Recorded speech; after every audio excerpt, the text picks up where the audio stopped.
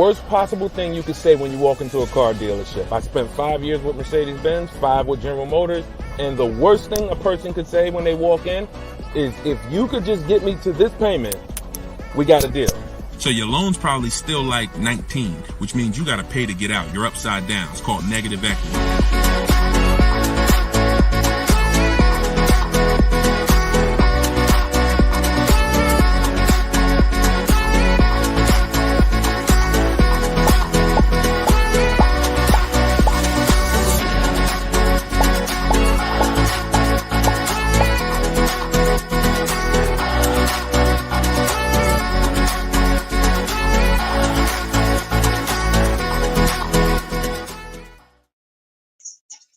Welcome. Let me mute this because I got the audio going on my phone. We're on Instagram Live. This is our May 7th, Tuesday, May 7th, Car Questions and Answers live stream. I am your host, Deshone the Auto Advisor. You may see these broadcasts throughout the week on TikTok, on YouTube, Instagram, and Facebook. But whenever you don't see the banner above me, that means you're watching one of our live shows, so you guys can start typing your questions. If you don't know me, my name is Deshone the Auto Advisor. Let's get the quick housekeeping out of the way before we start bringing in questions.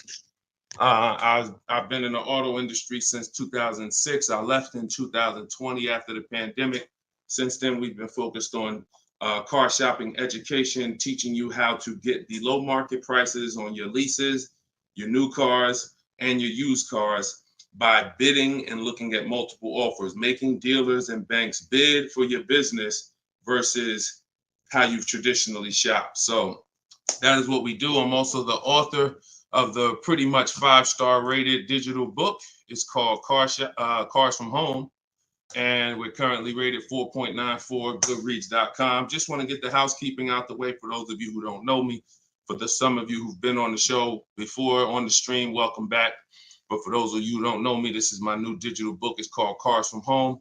You can get your copy for 75% off the normal price by going to my Instagram bio, the TikTok bio, or if you're on Facebook or Instagram, you can actually scan this QR code, Facebook or YouTube. You can scan the QR code, or you can go to deshonsbook.com.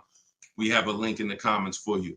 Lastly, I am the host of the masterclass, Everything You're Doing Wrong Buying, Selling, and Leasing Cars. Some of you have asked, I share a lot of people who are using these strategies throughout the broadcast. Some of them are people who have my book. Some of them are people who attended my free masterclass, and some of them are in my car shopping school, Maps Academy. So either way, you guys can get anything you need from me in the bios or in the comment section. So let's get started, Dolan. You can bring in the first question. This is May 7th. So if you're just getting on, we are live on all 4 platforms, May 7th, 12 p.m. Eastern time. And you can share this with your friends. Tyler from TikTok, how are you? How does gap insurance work on a lease? Great question. Gap insurance covers the amount that you owe if, God forbid, the vehicle is totaled or stolen and they don't find it. So let's just say the car is only worth $40,000, but the actual cash value if the vehicle gets totaled is, $35,000. So if the insurance company is only going to pay out $35,000, the gap insurance would kick in and cover the remaining gap. So now most leases include gap insurance, but you never want to assume that the lease includes gap insurance. Whenever you are getting your offers from dealers, when you're getting your offers, you always want to make sure that you ask for them to include gap insurance. But yeah, that's the way it works. You want to make sure 99% of leases have gap, but you don't want to make that assumption. Always ask when you're getting your quotes that the gap insurance be included. All right, great question. Go ahead, Dolan. Next one. All right, keep sending your questions, y'all.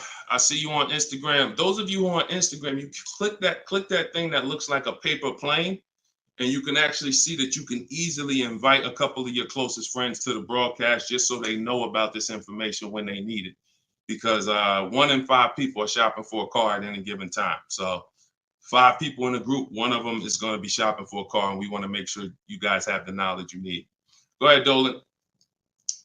Guys, make sure you are typing your questions all in one question. Try to get it all in one question.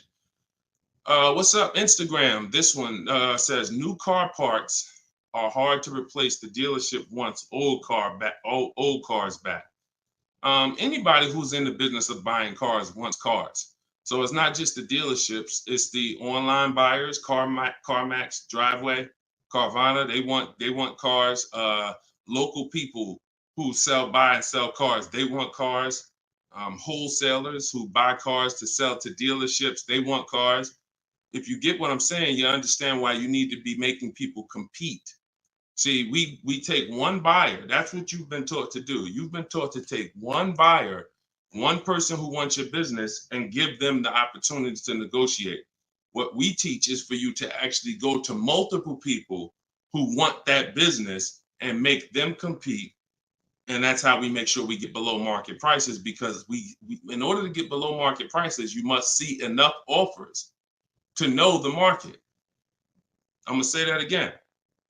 In order to get below market prices, you have to know you've seen enough offers to where you know the market. Could y'all keep running up the likes on TikTok? Every time we say something that you like, if you could just tap the screen, it runs the likes up and it gets a lot of people's attention on TikTok. Let them know they need to be here. Okay, so that's what you want. Everyone wants cars back. So you want to make sure no matter where the market's going, electric cars, old cars, new cars, luxury cars, just make sure you are getting at least 5 to 6 offers every time you want to replace a car. We don't trade in cars because you are not going to get the money you could get trading cars. Now, I'm not talking to you about doing private sales either, where you list a car and then you go and you got to, have people come to your house in Facebook Marketplace. I'm talking about the people who pay cash money, inspect the car in an hour and a half, and cut you a check. Those are the people we need to get 5 to 6 bids from, and that's what we teach. Those companies are very easy to find and very easy to work with. Okay, who's traded a car before? If you've ever traded a car before, type the letter T. All right, stay by your phones, y'all. This is live. This is May 7th. This is our 12 p.m. class, so stay by your phone. I want you to make sure we don't just talk here, we dialogue. All right, in order for you to get the most out of the show and for me to continue to do them, you want to make sure you as close to your keyboard so I know you're actually getting value out of the class, out of the stream, because you're communicating, engaging versus just listening. All right, I'll see you, Bell, on YouTube. Anybody who's traded a car before, type the letter T. If you've traded a car, this is important for you to know.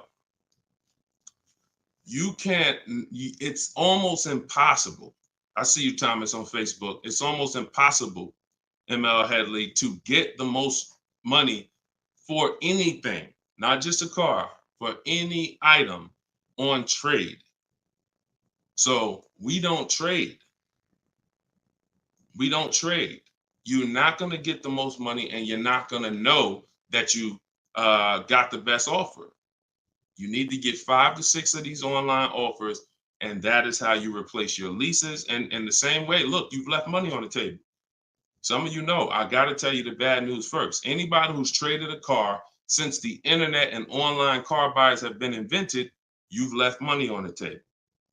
So I want you to stop. I'm suggesting you stop doing that right now if you really want to make $1,000, $2,000, $3,000 more every time you replace your cars. Okay? Go ahead, Dolan. Shoot the next one in. Jock from TikTok. How can I get rid of negative equity with a lease?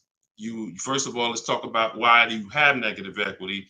This is improper deal structure.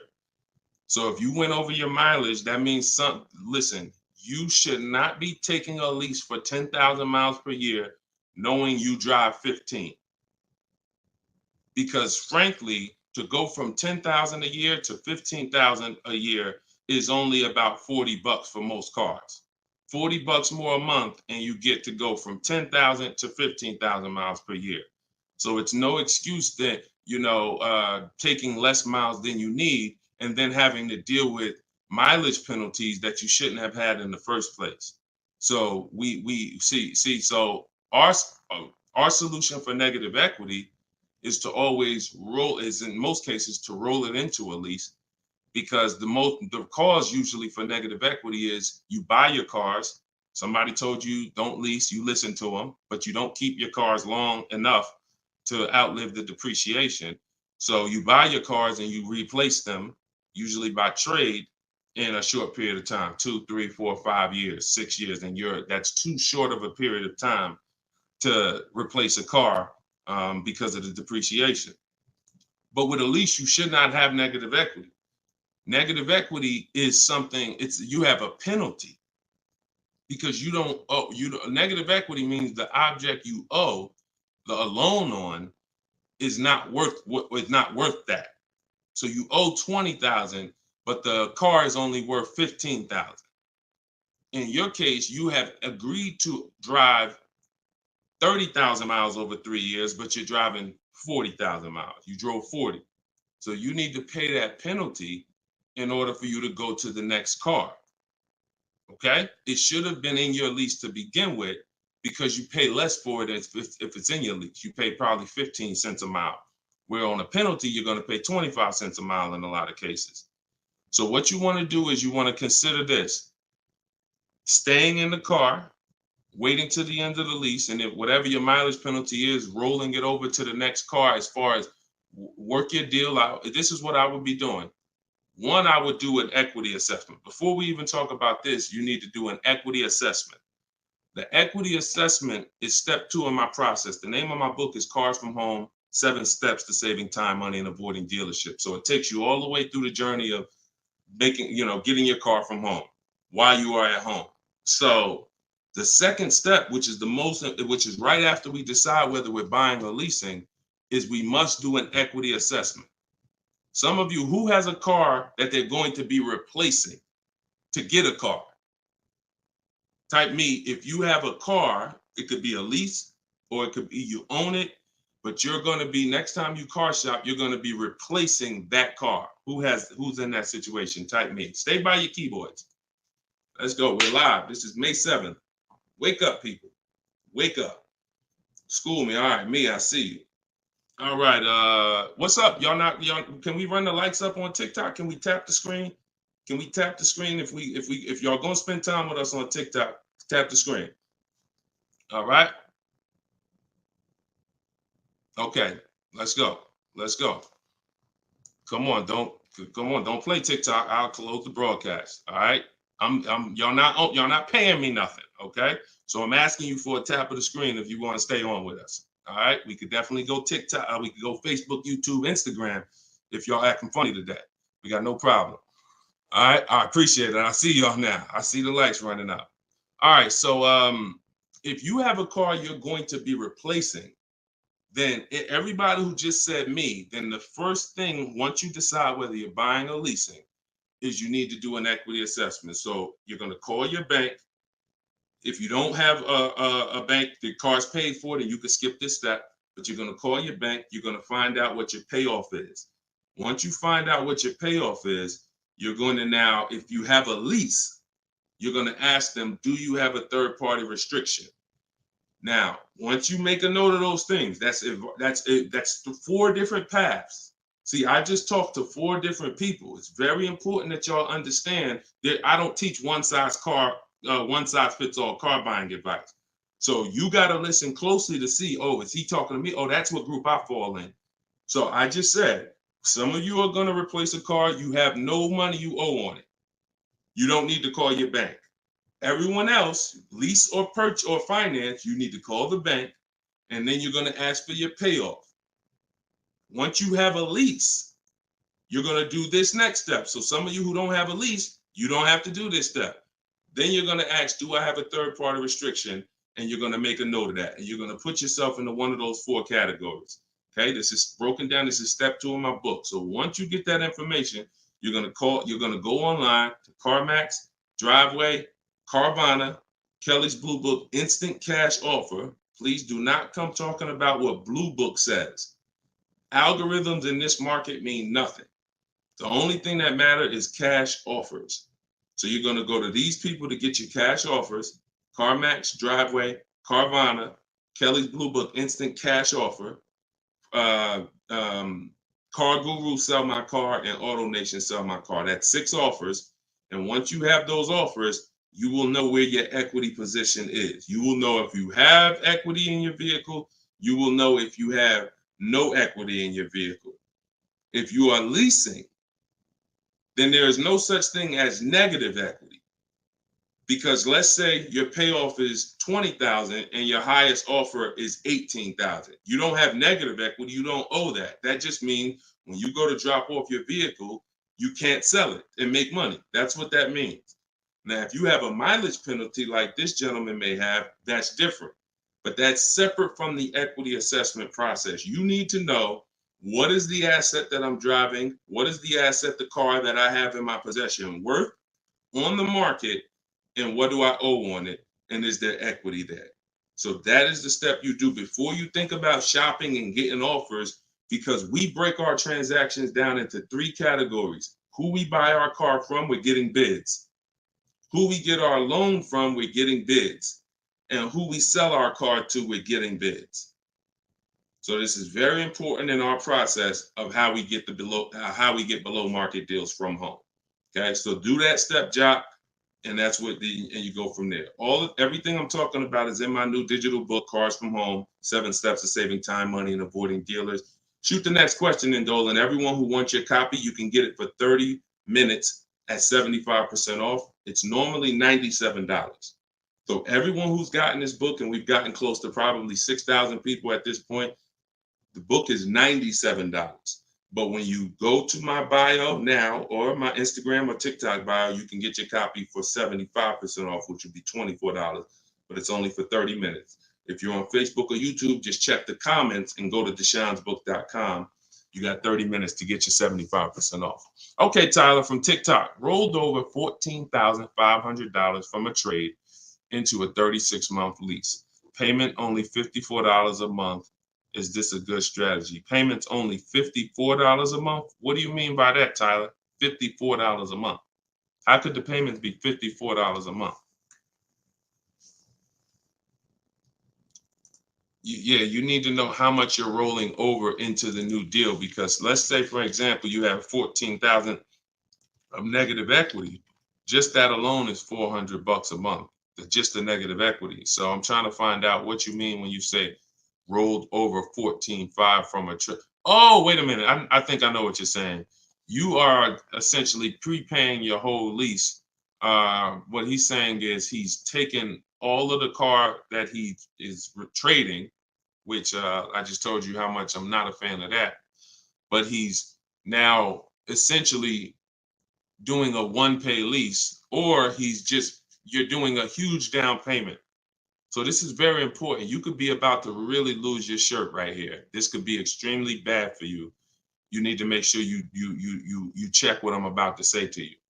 If all of that money is being treated as a cap cost reduction, which is essentially a down payment on a lease, let's just say your payment would normally be, matter of fact, let's do this math real quick.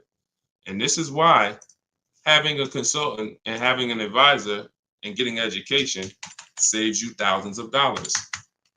Now, $14,500, you are talking about, if you put that into a payment form, your payment would be $400 a month higher, plus the interest on that, plus the taxes on, plus the interest on that. So let's call it $430 plus this $54,000 it's $54 a month. So let's say your payment would have been, without you trading, would have been like $485 a month. So if they're treating all of that as down payment, then here's what's happening. You're just prepaying the lease. So you have no protection. If that vehicle gets totaled, you are out $13,000. You won't be, anything you put into that vehicle, you're out. That money's gone if the vehicle's stolen or totaled.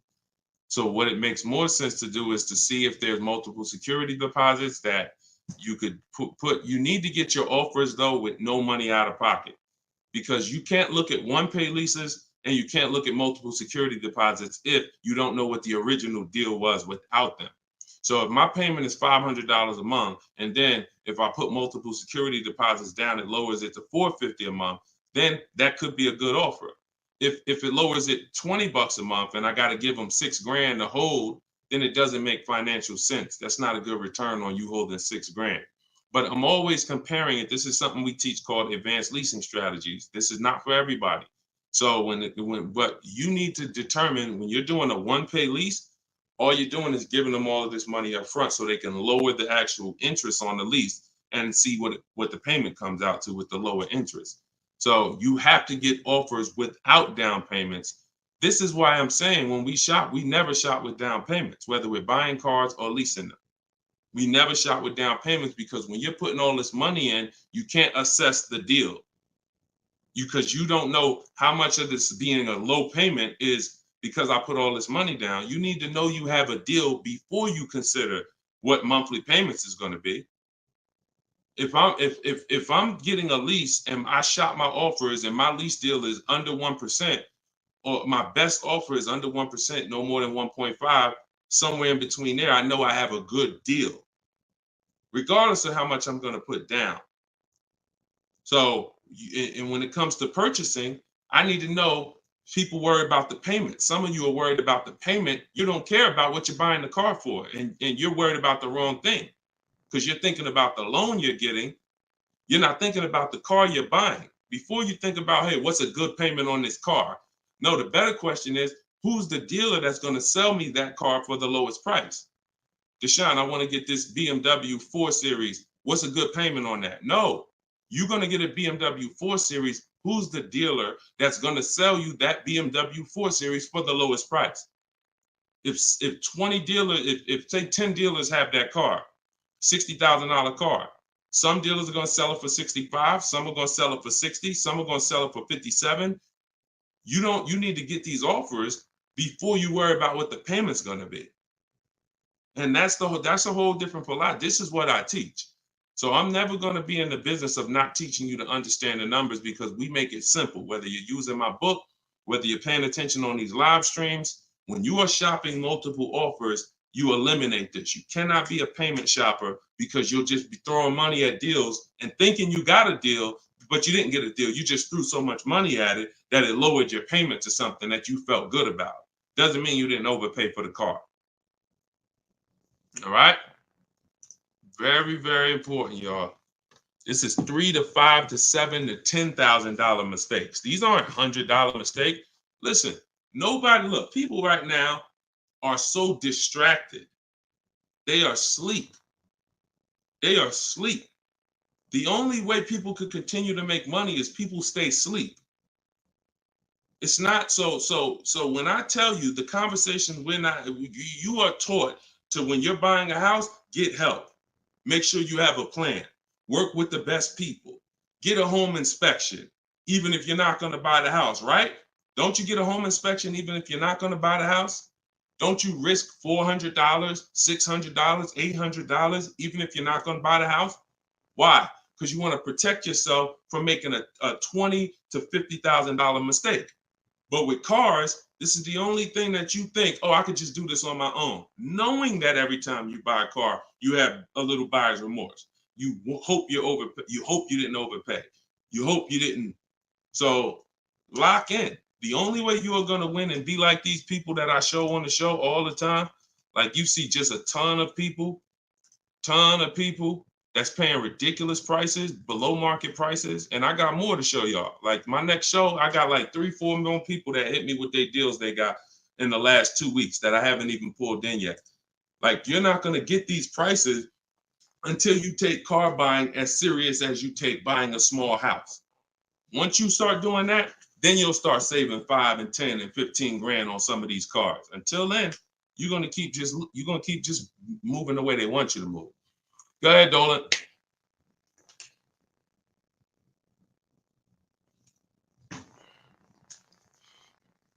Is there any way to get out of a car with too much negative equity? No. Negative equity is what I call a bad credit for people with good credit. You could have an 800 score. If you have too much negative equity, you're not going anywhere. So the first thing to know is what's the cause.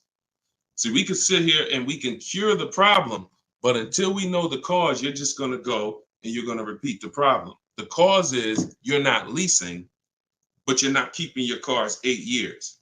So what you're doing is you're losing on depreciation. Your car's value is going like this, You buy your cars, it goes down 15%, 20% the first year, 15%, 12%, 12%. It's losing thousands of dollars in value for the first 5 years.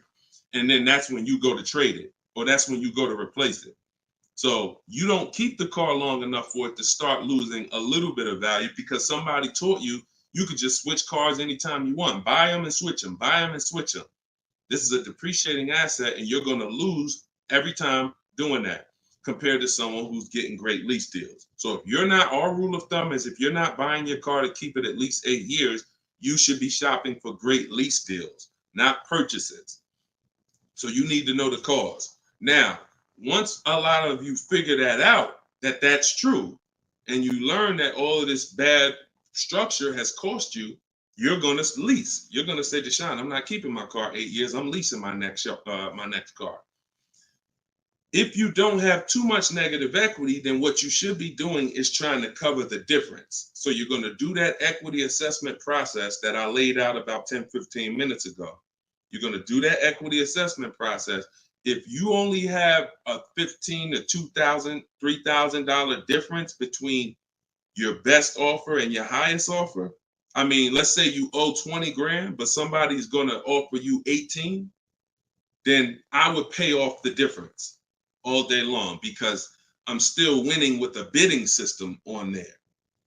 See, when you get bids, even when you have negative equity, that's still you're still getting the most money for the car you can get, which means your negative equity amount is going to be the lowest it can be. So you always want to explore if I could pay the difference between my highest online offer and my negative equity, that's the best.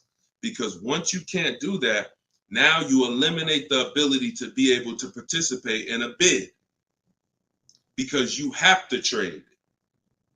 This is the only time where we have to trade because you need somebody to finance that negative equity because you can't pay the difference. You don't have the cash to pay off the negative equity. See, if I know that I can cover my negative equity by selling the car to CarMax and I pay $2,000 and I'm out of it, that means now I can get bids for my replacement car, which is what we do. So I could get the lowest bid for the car I'm buying, the highest bid for the car I'm replacing, the lowest bid for my interest if I'm buying. Once I have to trade because I have too much negative equity, I can't do that. I can only get the bid for the car I'm buying, and then I have to ask that dealer to roll my negative equity into the car that I'm buying. And the problem with that is that dealer is not going to win a bid. So even though CarMax may have been offering you 18, that dealer may only be able to offer you 16. So what would have been $2,000 of negative equity is now $4,000 of negative equity. That's why paying the difference is always best if you want to maximize the deal and get below market deals. That's it. But if you have too much negative equity, you can't do that. Now, it's very important that you understand something regarding the car you're replacing your negative equity with, the next car you're going to buy. You can see Sean uses our bidding strategy. He's in our private group. For all of you who want to know about my private groups, and you have to attend, there's people who ask me, who are these people? You must attend my masterclass in order to be eligible to be in our educational course. So this is but what it is my book in video form with coaching. So the 7 steps are the same. Those of you who are using the book to get to your goal, use the book. It's just different ways of learning. So anyway, you can see Sean here he got his bids and he found a car that had a $15,000 rebate. He didn't know that, a $15,500 rebate. So if Sean wanted to bring negative equity over to this vehicle, he's buying the car so low with all the rebates, he could bring over 5, 10, 20 grand of negative equity, and he's still going to be able to do it. Because as long as you're getting a big discount, you actually can, the bank is not going to lend 25% more than like 25% more of the car's value. So you can't slap 10 grand of negative equity on a $30,000 car. And the bank is going to look and say, why would we lend $40,000 on a car that's worth $30,000? there's something called loan to value ratios. It's in all forms of lending, loan to value. So you have a cap based on the price of the car. There's only 25% or so more that the bank is going to lend. So if you're trying to do no money down deals, having too much negative equity prevents those. So this is why we need to get out of negative equity and stay out of it and start leasing. Stop buying your cars. The only time you actually switch from a purchase with negative equity, I own my car and then I'm switching to another car and it's a purchase, not a lease, is if you had like an emergency. You were going to keep the car 8-9 years, but you just had a bunch of kids and now you need a whole different car. It's a life. But if you're not keeping the next car 8+ years, you shouldn't be buying again. You're going to be back in negative equity every time. Okay? All right. Go ahead, Dolan. You can shoot the next question. TikTok, I see y'all. We are live. This is May 7th. This is our 12 p.m. Eastern time show. If y'all can, every couple minutes, if you could tap the screen, if you're enjoying the show, if you're enjoying the stream, keep running the likes up on TikTok. Appreciate y'all. All right. Instagram. My lease on a CX5 is coming up. Car max value is showing 21,000. My buyout is like 18. Should I buy it and keep it? No. Why would you go from a lease with a great, and look, I'm going to talk different on every show because I know some of you are new. Okay. Who's new here? If this is your first time ever on a live broadcast, on a live stream with us, just type the number 1 and then we'll answer the brother's question here. Who's new? All right, I see you, Khaleesi, on TikTok. I see you. If this is your first time on a stream, you've never been on Car Shopping Questions and Answers with us, type new. Okay, I see you, Matt, on Facebook. I see you, Vince, on Facebook. Melanie on YouTube. DJ C Square, I see you. Okay, I see you, John, on YouTube. Okay. All right, TikTok quiet today, boy. I never saw TikTok this quiet. They ain't hitting no likes or nothing. That's all right. God bless them. God bless them. All right, so Instagram. Let's talk about this. Let's talk about this equity position you're in. Right now, you could sell that lease and make $4,000.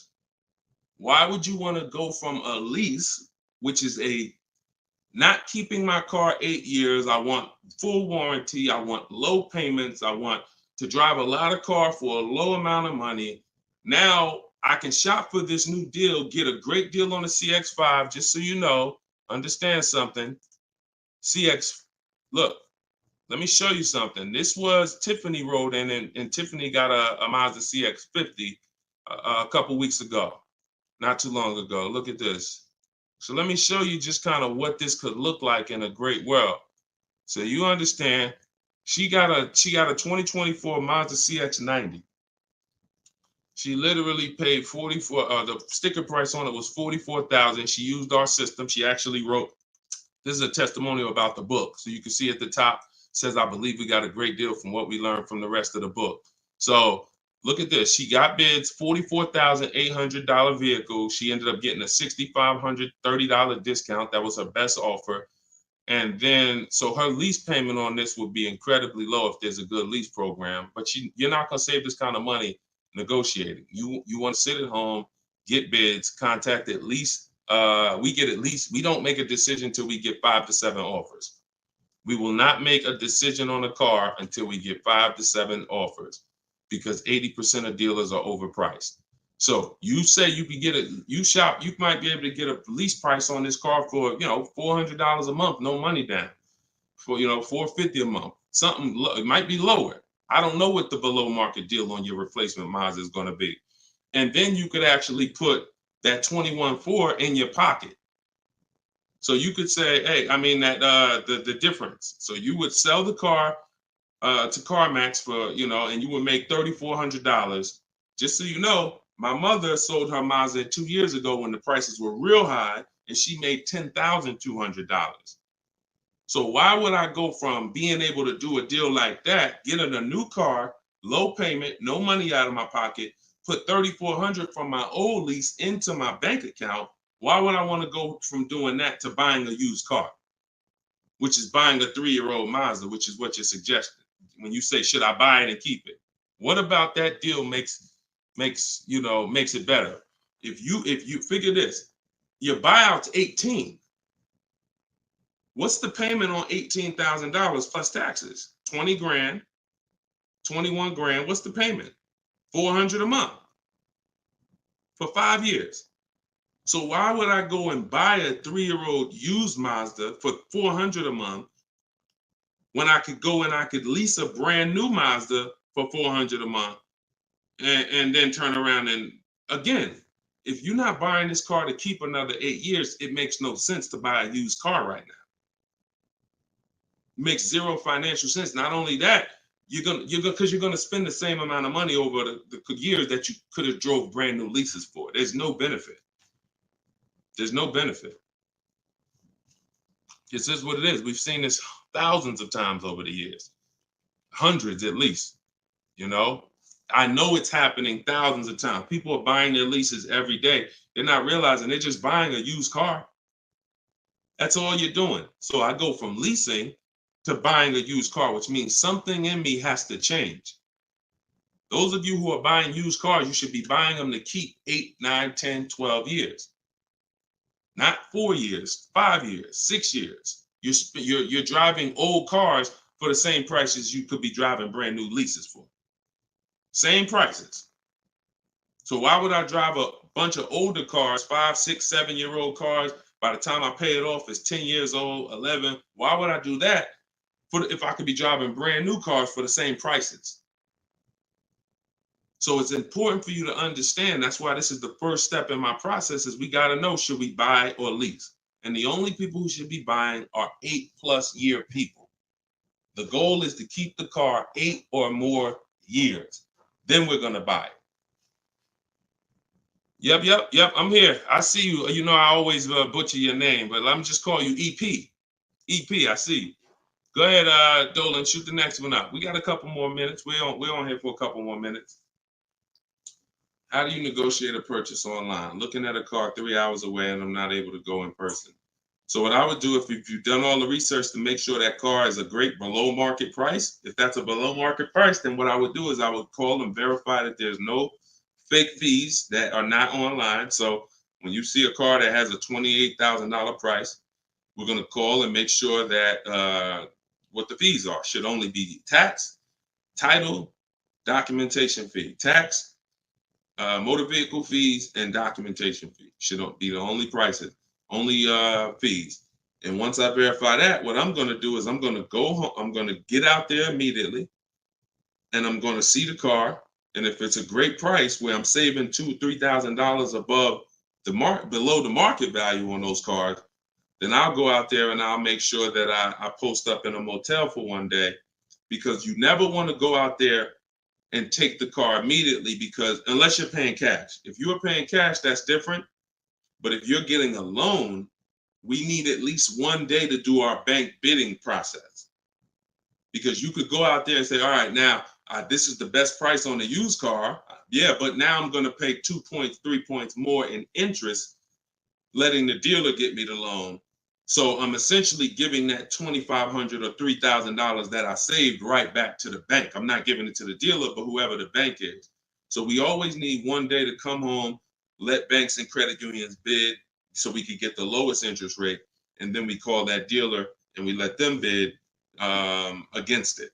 But that depends on how you're going to pay. But that's the process. You get out there, you test drive the car. That's why all of our used car research is done from home. All of our used car research is done from home. By the time we get to the dealer, the only thing we're doing is going there to test drive the car and lock up the deal. The prices we've already verified is the lowest prices in the market. So once we verify there's no bogus fees, that's our process for wrapping up the deal. That's right, man. You know I'm always watching and unlearning and relearning, boss man. Appreciate you. I appreciate you, EP. Always a pleasure. All right, go ahead, Dolan. Yeah, some of you are looking for your used cars locally. There's no way you're getting the best prices. If some of you are looking for your used cars 25 miles, 50 miles, 100 miles, There's no way you are getting you're getting below market prices. That's just not enough inventory to look at for you to see. You know, oftentimes it's literally a dealer that's an hour, 2 hours, 3 hours away who may not be in the city. They don't have the traffic that that person has, and oftentimes they'll have a below market deal because of their particular circumstance. So if you're just shopping 10, 25, 50 miles outside of your radius, that's just not enough of a radius to get the below market deals. My brother leases up. He's over miles. Equity assessment. That's it. I just went over that about 20 minutes ago. I can't go over it again because there's people who watch the stream and it's not fair to them. But we do have this stream on replay. If you go to YouTube or if you go to my Deshone the Auto Advisor Facebook page, and you can find the section that I did only on that. Okay, it's called the equity assessment. We had another person on here that's over miles. And, you know, once you do that equity assessment, then you want to weigh that, compare that to what the mileage penalty is. Because some people, the mileage penalty is only going to be $750, $1,000, $1,500. You could have that rolled into your next lease offer. You know, what you do is just negotiate your best lease offer and then say, hey, look, I need you to cut a check for, you know, $1,500 to my old lease company. Now that's going to raise your payment. So if I got a below market deal, let's say, give you an example. Let me show you with a real life example. So, you know, so Charles, let's say Charles, he gets his Hyundai Palisade, he gets it for $597 a month, but he has a mileage penalty of, you know, $1,500 that he needs. This dealer who won his business, he needs them to pay that to his old lease. So they're going to cut a check for $1,500, but that payment, that $1,500 now goes into his new deal. So it's just like negative equity. It's going to raise your payment up, which is why we bid this out and we don't bring stuff over. We don't bring mileage penalties over until we have already found the dealer that we're going to buy our car from, because they've given us the biggest discount. But yeah, that's what you would do. And whatever the mileage penalty is, you're adding it to your next lease. So you're paying it either way is the point. You're not getting out of a mileage penalty. It's just all about and the only way you can get out of it is if you sell the car. So that is how you get out of it. Because when I sold my Jeep Grand Cherokee lease, I was over miles by probably, I think I had 42,000 miles on it, and I contracted for like 39. But that's because I extended the lease. And when I extended the lease, I was doing more driving, and I just said, you know, I knew I had so much equity in the car, because again, that's when cars were worth literally $7,000 to $12,000 more all through the pandemic. 2020, 2021, 2022, we had people cashing out, making $8,000, $10,000, $12,000. Some of you might have saw some of our videos and used what we were teaching then. So once you you know, do that, that's the only way you get out of a mileage penalty is you sell the vehicle, and then it's all whole. But if you're not doing that, that mileage penalty is going to be paid. It's just what I just told you is a way to get the deal done without having to pay the mileage penalty out of your pocket. You're rolling it into your next deal. All right, go ahead, Dolan. All right, y'all, this is our Tuesday 12 p.m. stream. We're on here for a few more minutes. Keep your questions coming. Try to get to as many as we can. Everything I'm teaching y'all, if you guys do not want to remember this, if you're like, Deshone, I want something where I can see step-by-step your plan, you want to go to deshonesbook.com. We got the banner on the screen.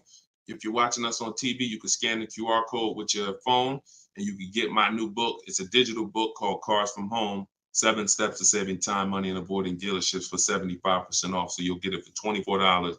You won't pay the normal $97, but it's only for 30 minutes, okay? After 30 minutes, it's normal price. You guys that are on TikTok, you can get yours in my TikTok bio. There's a website there, as well as in Instagram, my Instagram bio. All right, get your 75% off if you don't want to get it, if you don't want to remember any of this. All right, so Guitar Jams, YouTube, what's the best price to negotiate over sticker price?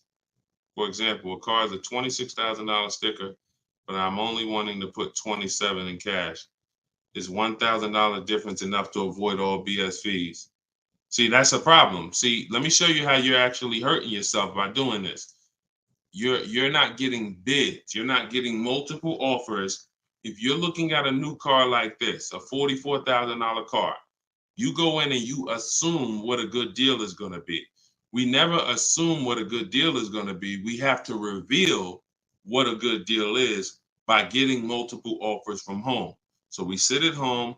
In my way, we use the computer and we're going online and we're going to dealers' websites. I have scripts in my book. So all you're doing is copying, pasting my scripts to use this. Now, if you're doing it your way, you just want to make sure your goal, you could do it by phone. I don't care how you do it, but your goal is to get 5 offers, because until you get 5 offers on these new cars and on these leases, you're not going to ever know what the best deal really is, because 80% of dealers are overpriced. So when you look at something like this, if you said, okay, $44,820 car, like the one I got on the screen, if you went in there saying, well, I only want to pay $46,000 all in, look at what she paid. She paid net $40,300. Look, this was her base price. She got $38,289. Her net price was $40,300. So if you would have went in here on this car saying, well, it's 44, look, I'll give you 46,000 all in, you would literally have overpaid more than Tiffany by $6,000. Let that sink in. You can't go in feeling for the bottom, brother. You will certainly get somebody will take a vacation on you. Their commission they're gonna make, well, that's probably an $8,000 profit deal to the dealer, $6,000 profit to $8,000 profit, and somebody's getting a $1,500 commission on you because you just went in. Oh, let me guess what I think a good price is going to be. Not knowing if there's any rebates on the car, not knowing anything about it. I'm just going to guess. Look, what if Sean would have went in? Look, what if Sean would have went in talking about, this truck is $73,000. I'm gonna offer them $73,000, but they got to include all the tax, all the fees. I'll give you the asking price, but you got to include all the tax and fees in. Look, he ended up getting with bids $57,000. He would have overpaid by $20,000, $15,000. And I'm sorry to tell you that some of you are doing it every day. You've done it on all your cars. You've overpaid, not using these strategies. And I want you to stop. You're free to do what you want to do. You want to stay in the old way. But the people that you see that are getting these deals, these people that are posting, listen, when you get a great deal, you post the deal. See, when you get a car, pay attention, y'all. Pay attention to what I'm about to say. It's very important. When you actually have strategy to get great deals, you actually post the deal. This is our private group where we post our deals. Look, people are not just happy about the car. Look, Eddie, I ended up getting multiple offers, got a Toyota Camry hybrid. This was last year when these cars were literally on fire. Look, quote, getting quotes as high as 10 grand over sticker. Look, I got $2,086 under sticker. $10,000 over sticker was his highest quote for this Toyota Camry hybrid. There are people who paid that. There are people that paid 5 grand over sticker for the same car Eddie got. There are people who paid sticker. Thought they were getting the best deal. Man, I got mine for sticker. He got his $2,086. Some of you who might see this broadcast, you might have said, you might have the same car. Deshone, wow, man, I got that same car. I paid 4 grand over sticker to get mine. Yeah, Eddie at the same time, same year, paid $2,086. Sorry to tell you, but you overpaid by 4 or 5 grand. This is real. We're not sitting up here doing this talking about hundreds. There's nothing y'all hear me talk about in these streams that had hundreds of dollars. And frankly, unless you are rich, you can't afford to lose $2,000, $3,000, $4,000 every time you buy a car. You can't afford it. This is where you're losing. So what I would tell you, Guitar Jams, is do what I just said over the last 10 minutes. Get bids. If you want the system for doing it, that's in my book. If you want to do it your way, I don't care how you do it. Just get at least 5 to 7 offers so that you can see where the best offer truly is. 8 out of 10 dealers are overpriced, and you don't know how bad they're overpriced until you get all your offers. 10 grand overpriced, 5 grand overpriced. All right, go ahead, Dolan, shoot the next one in. Great question, though. Can you get a deal when you build your own car? Absolutely, Sherry, but you want to get those offers before you agree to buy something from anybody. So if I'm ordering a car, I'm getting 5 offers, 10 offers. I'm getting 5 to 7 offers, not 10 offers. See, in my book, I have a process called the 25 to 5, where we connect with 25 dealers online in 20 minutes. And our goal is to get 5 to 7 offers in 48 hours. So once that happens, we don't order a car until we verify the car doesn't exist in the market. See, because when you walk into a dealership or call 2 dealerships and they say, oh, we don't have that car, but we can order it for you. Now, what are you doing? You only talk to 2 dealers. What about in the 25 dealers that we talk to? What if 7 of them or 10 of them have that car? So you just talked to 2. Now they got you ordering a car. We don't order until we talk to these 25 dealers online and they tell us, hey, nobody has it, or it's only 2 out there, then we might order. But that car could be sitting right around the corner from you, or 30 minutes away from you. People could have 5 of them. An hour away from you, people got 3 more of them. But because you're just local, you think, oh, I need to order this. We don't order until all of those dealers tell us we don't have that car. And then when we send out our order request, we're getting quotes from all those dealers. So we're getting probably at least 10 offers. When we go to order, we're probably getting 10 offers because all of those dealers we've already been talking to. And any of them could order us a car. I had a young lady 2 years ago, no, last year, the new BMW came out, the new BMW X4M, and she got quotes. And to order, nobody wanted to give her below sticker price. Some were higher than sticker. The person who won the bid was giving her 3 grand below sticker. But the car had a bad lease program though, so she ended up not getting it. But 3 grand below sticker. If she was purchasing that car, that would have been a ridiculous deal. Brand new BMW, new body style, 3 grand below sticker. But that's bids. And we do that in 45, 60 minutes. Before you even get home from the grocery store, we already got the bids, and we're not putting in 60 to 90 minutes to get this done. So my process is not just money, it's time. I don't want to spend more than 60 minutes to get a car. And I could get any car, any price. All of these people that you're seeing, Danielle, Kimberly, Bonita, all these people right here, Charles, they could get the Zafrina, they could get these cars, they could get these same deals that y'all seeing, and they're probably 90 minutes. Some of them might be 60 minutes because it was their first time, second time, some of them. Second time you get it, you're probably 60 minutes because it's a repetitive process.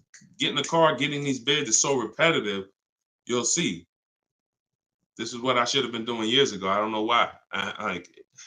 So easy. All right, go ahead, Dolan. Shoot the next one in.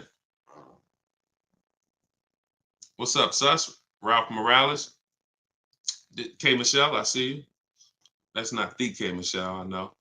What's up, John? I see you. Steps if the lease has a third-party restriction. So if the lease has a third-party restriction, we're going to get bids from whatever dealerships make the car. So if there's a Nissan and I have equity, if I have $2,000 or $3,000 or $4,000 in equity, then what I'm going to do is I'm going to call and I'm going to get bids from the local dealers, because a third-party restriction means that it doesn't mean you can't sell the car. It means you could only sell to a local dealer who makes the car. So we still get bids. We get 3 to 5 offers from used car managers. And whoever makes us the best offer gets the car. And then they'll cut us the check for any equity that's in the car. But we always need to get the offers online, because that's going to tell us if we should even be pursuing. If we don't have any equity, or it's at a break even online, there's no reason for us we don't have any equity in the car. We're just going to return the lease. But the process of doing this is to prevent what a lot of people have done. You dropped off your car 2020, 2021, 2022 at a dealership. If you dropped your old lease off and you didn't do an equity assessment, chances are you gave up a lot of money. And some of you are like, well, Deshone, I did that. I gave them back my old car, but then they gave me a great deal on a new one. You have no idea how much equity they used out of that car or how much they kept. It was, like I said, my mother had $10,200 in equity. She could have literally, they could have gave her, if we would have went into a dealer, they might have gave her 4,000 of the equity and kept 4,000 if we were lucky. So, doing an equity assessment before the lease in process is to prevent giving away any equity when we drop off our lease. All right, go ahead, Dolan.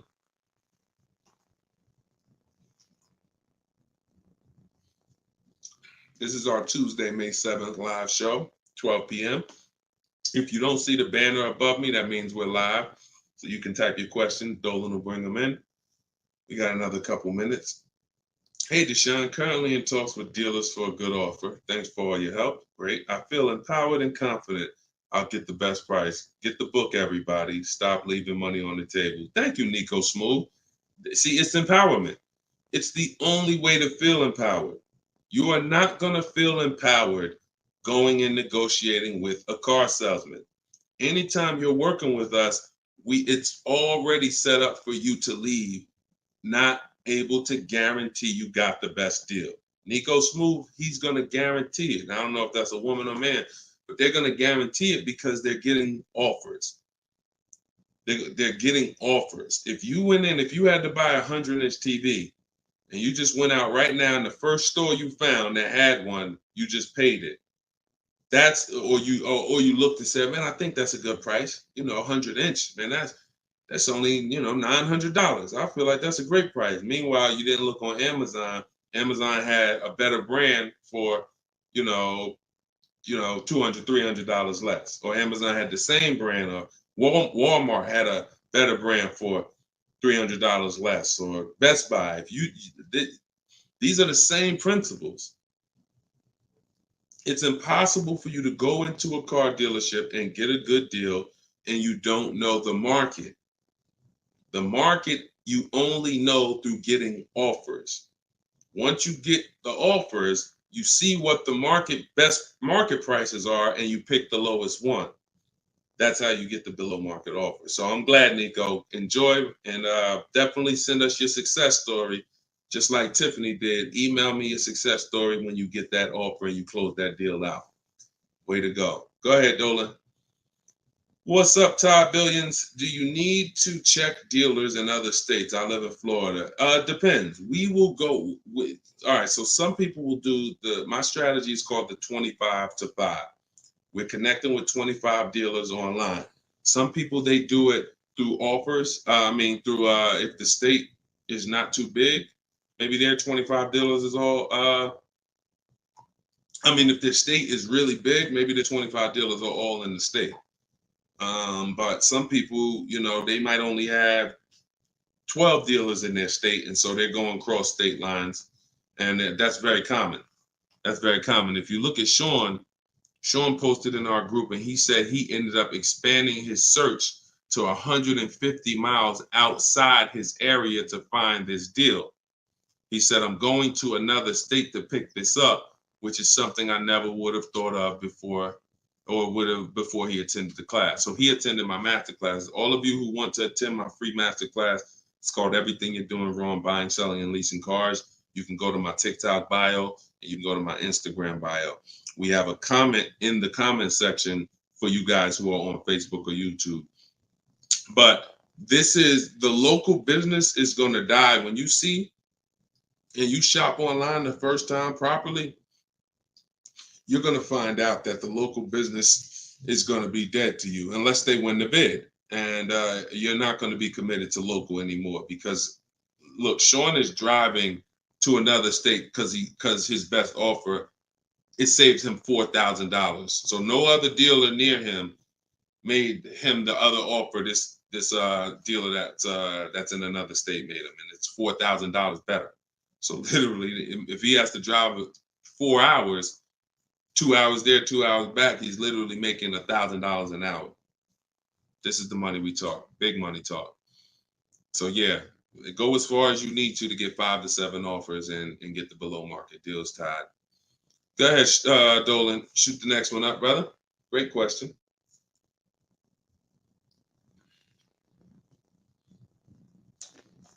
This is Charles Harris on YouTube. How are you?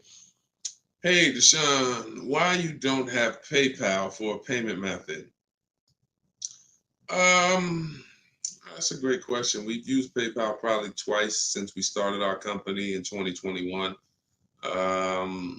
We just found that Stripe was a better company to work with for the business.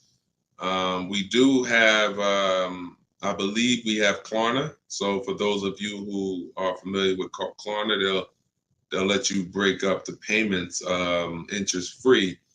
For the book or any product we sell, we make Klarna available for the last year. But PayPal is just a little different to work with. We've enjoyed working with Stripe. So hope that helps. Go ahead, Dolan. All right, we just hit the hour mark. Got a couple more. Try to take a couple more before we wrap. Lenice from Instagram. By the way, everybody, if you just jumped on, this is our Tuesday, May 7th, rather, 12 p.m. live. So we are live. So feel free to ask your questions. If you don't see the banner above me, then that means we're live and you can type your questions. Is purchasing a car from Enterprise Car Sales a good idea? In order for me, when we're shopping for used cars, like I have this used Infinity truck. We got it a year ago. It was 2020, so it was 3 years old. When we found that car, when I narrow it down to my top 3 to 5 used car options, they have the best title histories, the best service records, the best accident records. They're the best price in the market. They're below market. And then I verify what the brand new price was, because you can't know a car is great until you know the new car price. Because if a car was 50,000 and they're asking 30, that's different than a car that was 55,000 and they're asking 30.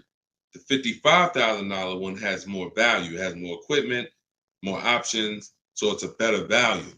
So it's impossible to get a great deal on a used car without knowing what the original price was. So you might have picked a car that's, this one is 30,000, but again, the original price was 50. Meaning another one might be 31,000, it's $1,000 more, but the original price was 55 or 57. So you got to know what was in the new car price to be able to compare when we're getting. So if I narrowed it down and that Enterprise car was in that bunch, I'm not opposed to it as long as it has great service records, great accident history, great title records. But the title is going to show as a rental. So when I say great title history, you got frame damage, you got salvage titles, you got rebuilt titles, cars that have been totaled, rebuilt. You have different forms of title: personal lease, personal vehicle, corporate lease. These are all different categories of title. So if you get one that has a rental, then that price needs to be considerably less than the other cars on my list. That's the only way I would look at it. Great service records, great accident records, and then compared to the other cars in my bunch, it's got to be $2,000 less than them. $1,500, $2,000 less. So that's the only time I consider it. Go ahead, Dolan. Now, the way we shop for new cars and leases in my book, and the way I teach, is the 25 to 5 strategy. That's when we're connecting with 25 dealers online to get 5 to 7 offers, 25 to 5.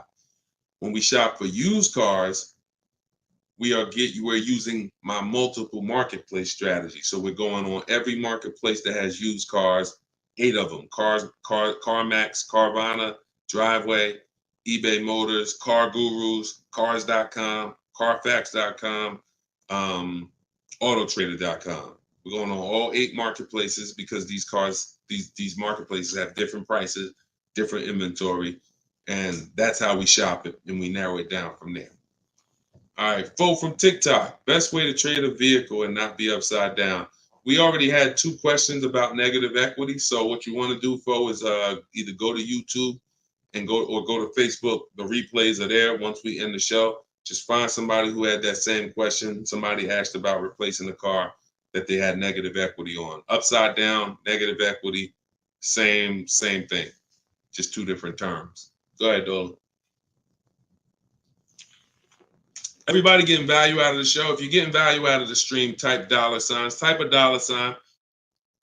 If you're getting value out of the stream, type a $. All right, everybody getting value? All right, I see you. Perfect. Good.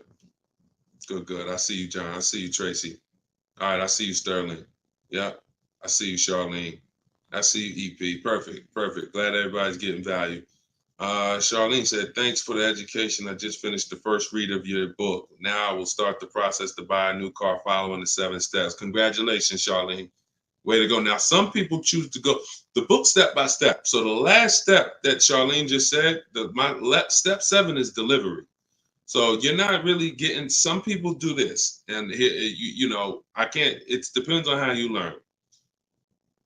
The book is set up in a way where everything I teach is set up in a way when y'all hear 7 steps, it's set up where if we talked on the phone, I would be saying, do this first, call me back. Do this second, call me back. Do this third. And then by the time we get to step 7, we're setting up for delivery or the pickup of the car. So some people never read the whole book. They just do 1 step at a time and they never see step 7, me congratulating them for delivery until they are at that step. Some people read the book straight through and then come back and do the steps. So whichever way you decide is up to you. The quickest way to your car, the quickest way is to just do 1 step at a time and then not read forward until you get to that step. But everyone learns different and everybody, that's just if you want the quickest way, you want to get a car in literally 48 hours, don't read the whole book. Read 1 action step at a time, cross it off the list, and get it done. And then you'll have your car in 48, 72 hours. Okay, go ahead, Dolan. TikTok, using your book, all of these lease prices I received are too high, over 1.5%. Next step. Well, as I mentioned, once you get 5 to 7 offers, that means that car has a bad lease program. Not the brand, the car. So that Jaguar has several cars. That particular one, and it could be that trim level, has a bad lease program, in which case I always say with leases, we want to have at least 2 to 3 options because we cannot control the lease program. So whatever the dealer was, so if you see a 1.5% lease, 1.6, 1.7, 1.8, 1.9, then that 1.6, that dealer's beating everyone else. They're selling you the car less than everyone else. But if they're at 1.6, then that means their lease program is bad. That's why we always get 5 to 7 offers. If they're all over 1.5, that means the lease program is bad.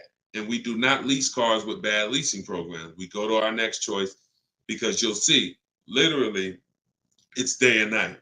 A $60,000 car could have one lease price of $900, and then you have a $65,000 car like Frena got.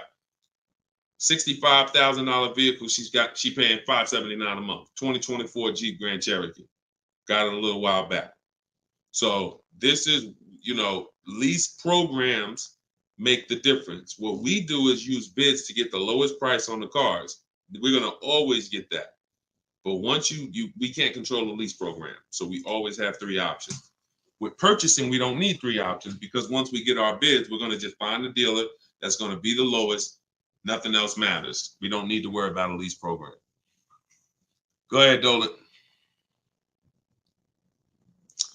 German Tink from TikTok. I see you. If our credit is not good, I feel like we don't have room to negotiate. True? No, your credit, you do. You see, again, we're mixing the loan with the price of the car we're buying.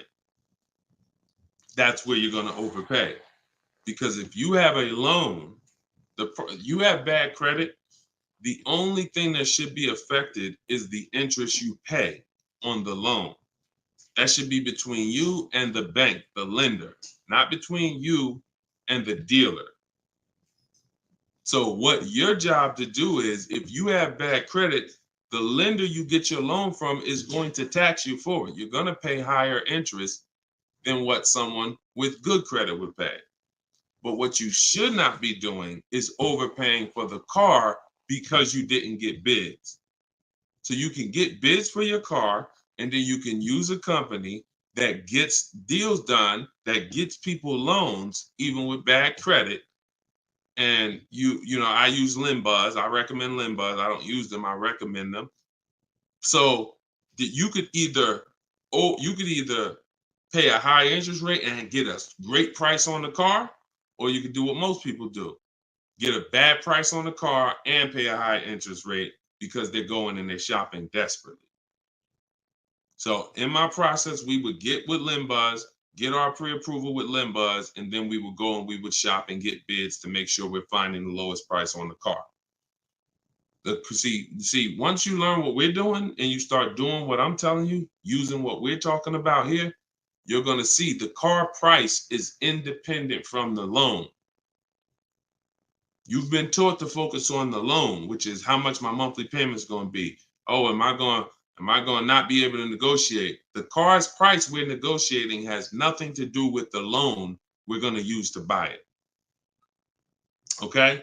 So everything that I taught from today, guys, is in my book. It's my new digital book. It's called Cars from Home. You saw it if you were here earlier. We're rated 4.94 on Goodreads.com. Thank you to everyone who's reviewed the book and gave us 5-star reviews. You can get your copy in my TikTok bio for 75% off. That's $24. It'll be in your email in 2-3 minutes, in my Instagram bio.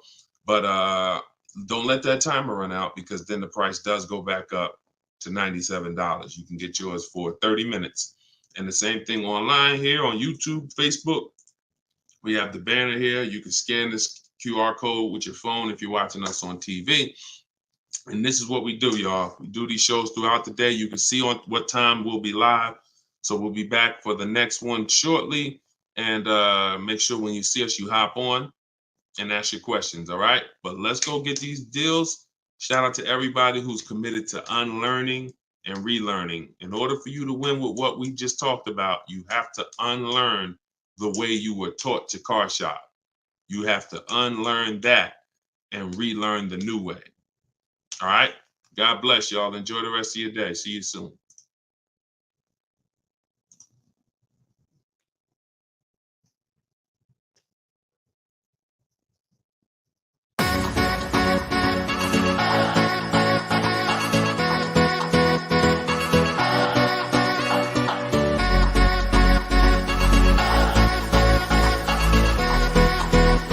The worst possible thing you could say when you walk into a car dealership. I spent 5 years with Mercedes-Benz, 5 with General Motors, and the worst thing a person could say when they walk in is, if you could just get me to this payment, we got a deal.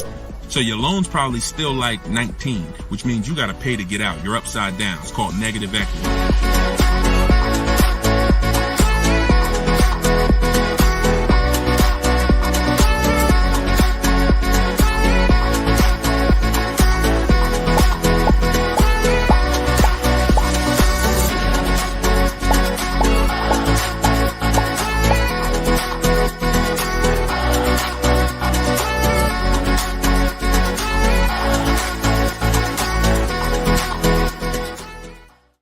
Next 12 months, if you are car shopping now, or in the next 12 months, I want you to type a 1 in the chat as you come in. My name is Deshone the Auto Advisor. I do these live streams throughout the week to answer questions when it comes to car buying the new way. We've been doing this, helping people really since 2021 through education. And so we teach an entirely new way to car shop, a way that has worked for thousands of people before you. And I do these live streams so that you can ask your car shopping questions, and we can try to get you the answers that you need to help you get below market prices, which is the only thing we settle for. So thank you to the people who are tapping the screen on TikTok, running up the likes. I appreciate it. We have Dolan moderating in the back, so you guys can start typing your questions.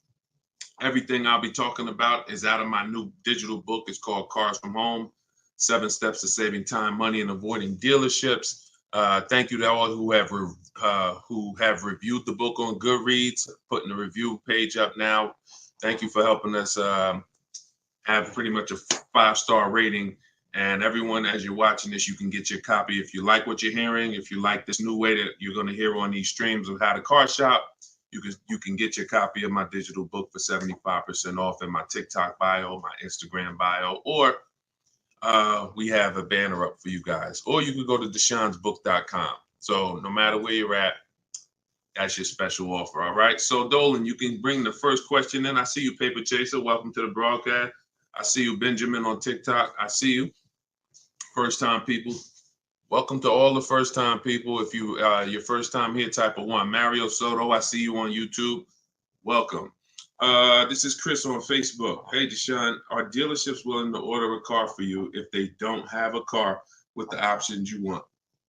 Everyone is usually willing to order a car because every dealer can order. But you want to make sure whenever you're getting an order quote, you're getting at least 5 offers. 80% of dealers are overpriced. So you want to make sure you're always getting on a brand new car 5 offers. And then you'll see how different they are. I had somebody who, I think we're on episode 17. This is episode 17 of Car Shopping Questions and Answers. So on last episode, I spoke about a young lady who ordered a BMW when it first came out last year, the new body style new body style X4. And through bids, she saw multiple offers. Most dealers were charging her $2,000 over sticker price. But once she got her 5 offers, at least 5, she probably got set 5 to 7. Her best offer was $3,000 below sticker. So I always say when you're shopping the right way, it should be a $3,000 to $5,000 to sometimes $7,000 difference between your best offer, which is the below market offer, and your highest offer, which is, the highest of all the other offers. So that's when you know you're shopping correctly. So make sure when you're ordering, you're following that model so you can make sure you're getting your best price. And you do this right from home. You could do it by phone, or you could do it my way, which is using the dealer's computer, the dealer's websites. We do copy and paste models to get quotes directly with dealers, speaking with them on their website. So as long as you do it, that's all that matters. All right, great question. Shoot the next one up, Dolan. Let me open up my phone on Instagram. My phone battery is low, but hope. Okay. Yes, everybody. This is our Tuesday 7 p.m. live stream. So this is live. Whenever you guys don't see the banner above me, then that means we're absolutely live, and you can ask your questions. We rebroadcast these streams all through the day. So you can send your friends, family to them. But whenever you don't see the banner above me, that means we're actually live. So you can ask questions. Okay, go ahead, Dolan. This is from TikTok. I need a new truck. Any advice? Or the first thing, all right, I'm getting ready to tell you the first thing you think about when you are in your position. And this is the first thing that all of you should have thought about. If you haven't thought about this yet, you've already skipped something that is very important. The first step in my process is always to ask ourselves the most important question. Does anybody know? I know we may have a lot of new people on here, but does anybody know what the most important question is? It's probably going to take you too long to type it. So I just want to see if anybody knows what the most important question is. I'll give you guys maybe 5 to 8 seconds to chime in some answers. Can I afford it? That's a good one, but no, that's not the most important question. That comes a little later in the process. Come on, Benjamin, Charlie. Am I keeping the car 8 years? My man, way to go right there. DM me, man. I'm gonna get you a free copy of my book because I like that. All right, that's the most important question.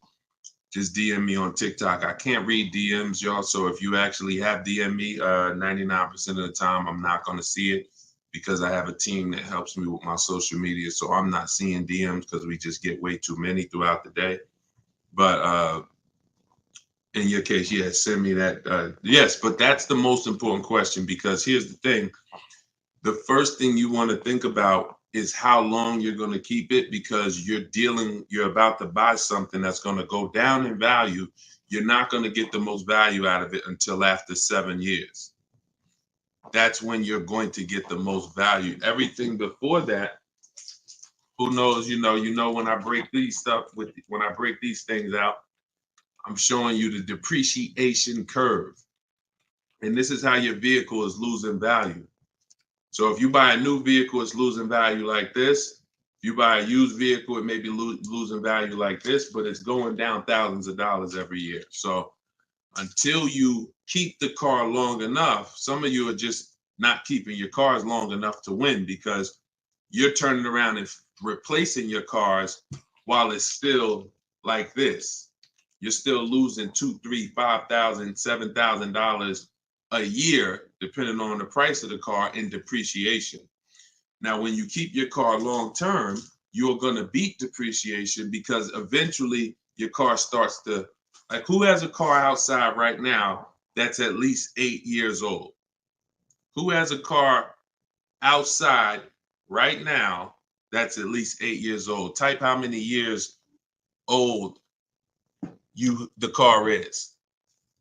I just want to demonstrate something, because if you skip over this, you're not going to be able to get a good deal. You can forget it. I'm telling you right now, I call this the most important question. If you get this wrong, forget about getting a good deal. It's impossible. And I'm going to explain why. This is not, if some of you are new here, I don't need to hype anything up. I love math. So I make math simple. You might not love math. I love math. And I know that when it comes to cars and buying versus leasing, it's a numbers thing. It's a math thing. And I'm telling you that if you're not going to keep your car long enough for the depreciation to level out, like you can see Chris here on Facebook, he has a car 10 years. Carlos, 10 years. Tyranny on YouTube, 10 years. Okay. Yep, I see you. Kura Cindy on Instagram, 14 years. Jeff Walkus, YouTube, 15 years. Now pay very close attention to this. You'll notice that the way the amount your car is worth today, it's going to be worth almost the same thing next year. It's going to be worth almost the same thing next year. If your car right now is worth, if it's 9 years old and it's worth $8,000, a year from now it's probably going to be worth $7,600. That's when you have beat depreciation. Tap the screen on TikTok if that makes sense. See, if your car is only losing, some of you see these answers, until you are actually keeping your car long enough. It's not about when you pay off the car. A lot of people think that that's the car is paid off. It doesn't matter. The value of the car is going down. This is why I call this the unseen expense. Depreciation is the unseen expense. And so how do we beat it? You can't replace the car in 2 years, 3 years, 4 years, 5 years, 6 years, 7 years. Can't replace it. You have to replace it either after that, or if you're not going to keep it that long, you should be shopping for a lease. And I'm going to show you the numbers before we move on from this. I'm going to make this point very clear. Now, this is step 1 in my book. This is why if you don't get this step, you cannot get a great deal on a car. So Instagram, I just want to let y'all know that if you're enjoying what we're doing, there's a button that looks like a paper airplane at the bottom of the screen. If you could hit that and just quickly in 10 seconds, tap 3 friends or 1 friend, anyone, I don't care. Just invite people over, because I know they'll appreciate it. Because a lot of you guys have friends right now that are outside in dealerships getting overcharged as we speak.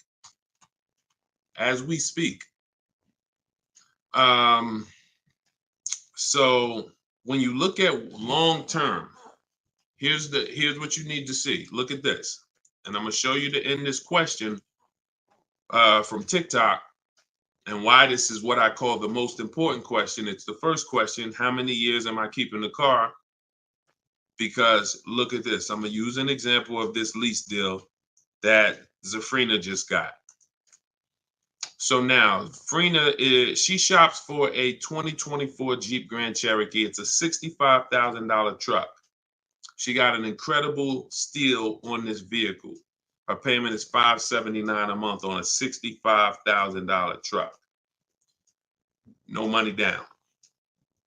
So she did this. She got bids. You're not negotiating for these deals. So I'm just telling you, if you guys want to get these deals, you need to use what I'm teaching you. If you want to get it step by step, it's in my book, in my TikTok bio for 75% off. You won't even leave the broadcast on TikTok. You can get your book for $24 and you'll have everything I teach step by step. And same thing on Instagram, in my Instagram bio. You can get it for 75% off for 30 minutes. So I want to show you guys this. And you know what? That lease deal is too great. I don't even want to use that. Let me use something that our average people are getting no problem. Because Zafrina's lease deal was just ridiculous. $579, $65,000 Jeep Grand Cherokee. From home, by the way. 60 minutes. Maybe she put in 90 minutes. It was her first time using this stuff. 90 minutes. So Danielle got $550 a month. First payment was all she gave them. So there was no money down. She got an Audi A3, $44,000 new vehicle. She's paying $550 a month. Now, I'm going to ask you guys a question. Danielle gets this sitting at home. And look, she said, due to circumstances, because some people like Deshone, she might have had time, a lot of time to do this. You know, I need a car in like 30 days. But she said, due to circumstances out of my control, she posted this in our Facebook group. I had to lease something quickly. Yep.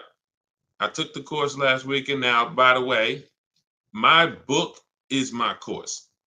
So don't think you have to get my Maps Academy to get this. My course is 7 steps in video form with coaching from me. My book is 7 steps in book form, and they're the exact same steps with the exact same scripts. So it's just how you want it. Some people like Deshone, I went with the book, like Tiffany. Other people who review, and some people do this. So it's all the same. It's just different learning. So the point is, I want to show y'all something. This is making a point here. So she got $550 a month, $44,000 car. How much is every $5,000 on a car loan, everybody? If you're looking, some of you have seen this in a video before. Every $5,000 that when you look at a car, you see it's $5,000, $10,000, $15,000, $20,000. How much is every $5,000 on a car loan monthly payment? Let's see if anybody's seen this. I'll give you guys another. Thank you, Nico Smooth. $100, perfect. Carlos Thomas, $100. Yes. So that is BG Meats. Yes, $100. Perfect. Perfect. Blooming Chosen One. Perfect. See, so this is why this is important for those of you who are going to purchase, not those of you who are going to lease. You need to know when you look at a car, if you see it and it says $20,000, you need to know that that is about $400 a month. $25,000 is about $500 a month, depending on the interest rate. Great interest rate, you could drop it a little lower. But average interest rate, that's what you need to be looking at. And you need to be, that assumes a 5-year loan. Because some people say, well, Deshone, if I take a 6-year loan, no, it'll be lower. But 6-year loans should be the max. See, that there's different ways to budget. If I budget $500 a month and I say, well, how much car does that get me on a loan? 25 grand. Now that's for 5 years. So if I go find a car for 25 for $500 a month for 5 years, I did better than if I got a car for $500 a month for 6 years. So there's different ways to raise your budget. I have something in my book called The Perfect Budget. I created a calculator. It walks you through what I just said. See, what I just said is very important. Knowing how much you can spend if you get a 5-year loan, and then saying, all right, if necessary, I'll go with a 6-year loan and bump myself up, but I'm still below my max budget. But I'm not going $500 a month for 6 years. Can y'all tap the screen and run the likes up on TikTok? Keep running them up if y'all getting value out of what we're doing. So we're still making a very good point here, okay? I'm spending really most of this stream going deep on the first question. And I've never done this before, so we'll see if it works. If somebody said I have a new truck, new advice, any advice. So I went right into the most important question, which is leasing versus buying. How many years am I going to keep the car? And I'm now showing you why you cannot get a great deal on a car if you buy when you should have leased. So let's wrap this up. So we can see here, Danielle got $550 a month on an Audi, no money down. Now let's take the same vehicle and let's pretend she purchased it. She didn't know about leasing versus buying. She just listened to a bunch of people, bad advice, who say never lease a car. So she goes in, she's looking for the same Audi Q3, A3. It's her dream car. Oh, I've been wanting this for a while. So excited. So how much is this going to be? I'd like to do no money down. Okay. Well, $44,000 car. Forget the taxes. Forget everything. Let's just say, forget that. Let's say they throw that in.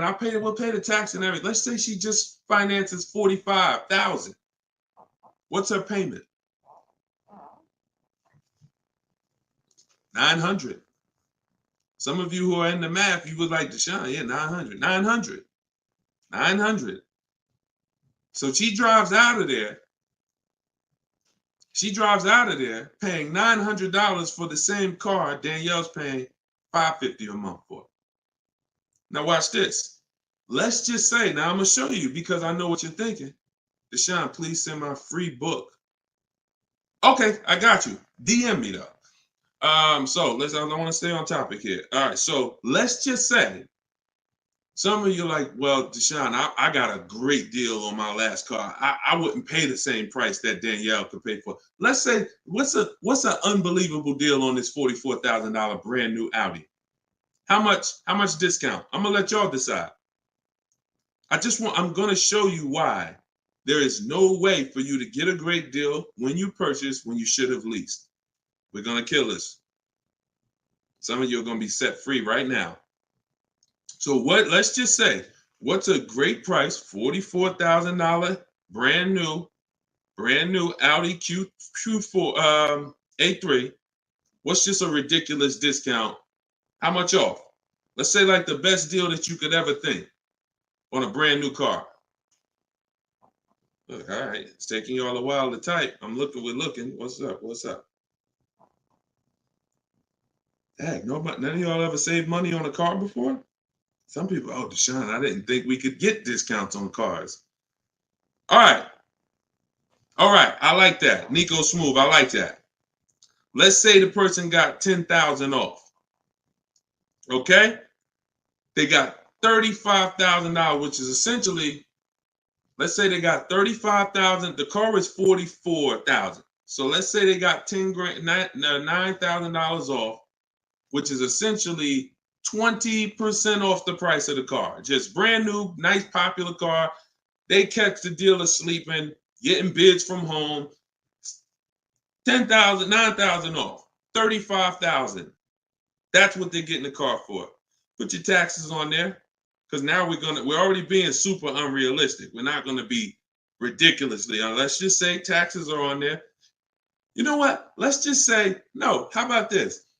Not only did she get 20% off, they paid the taxes too.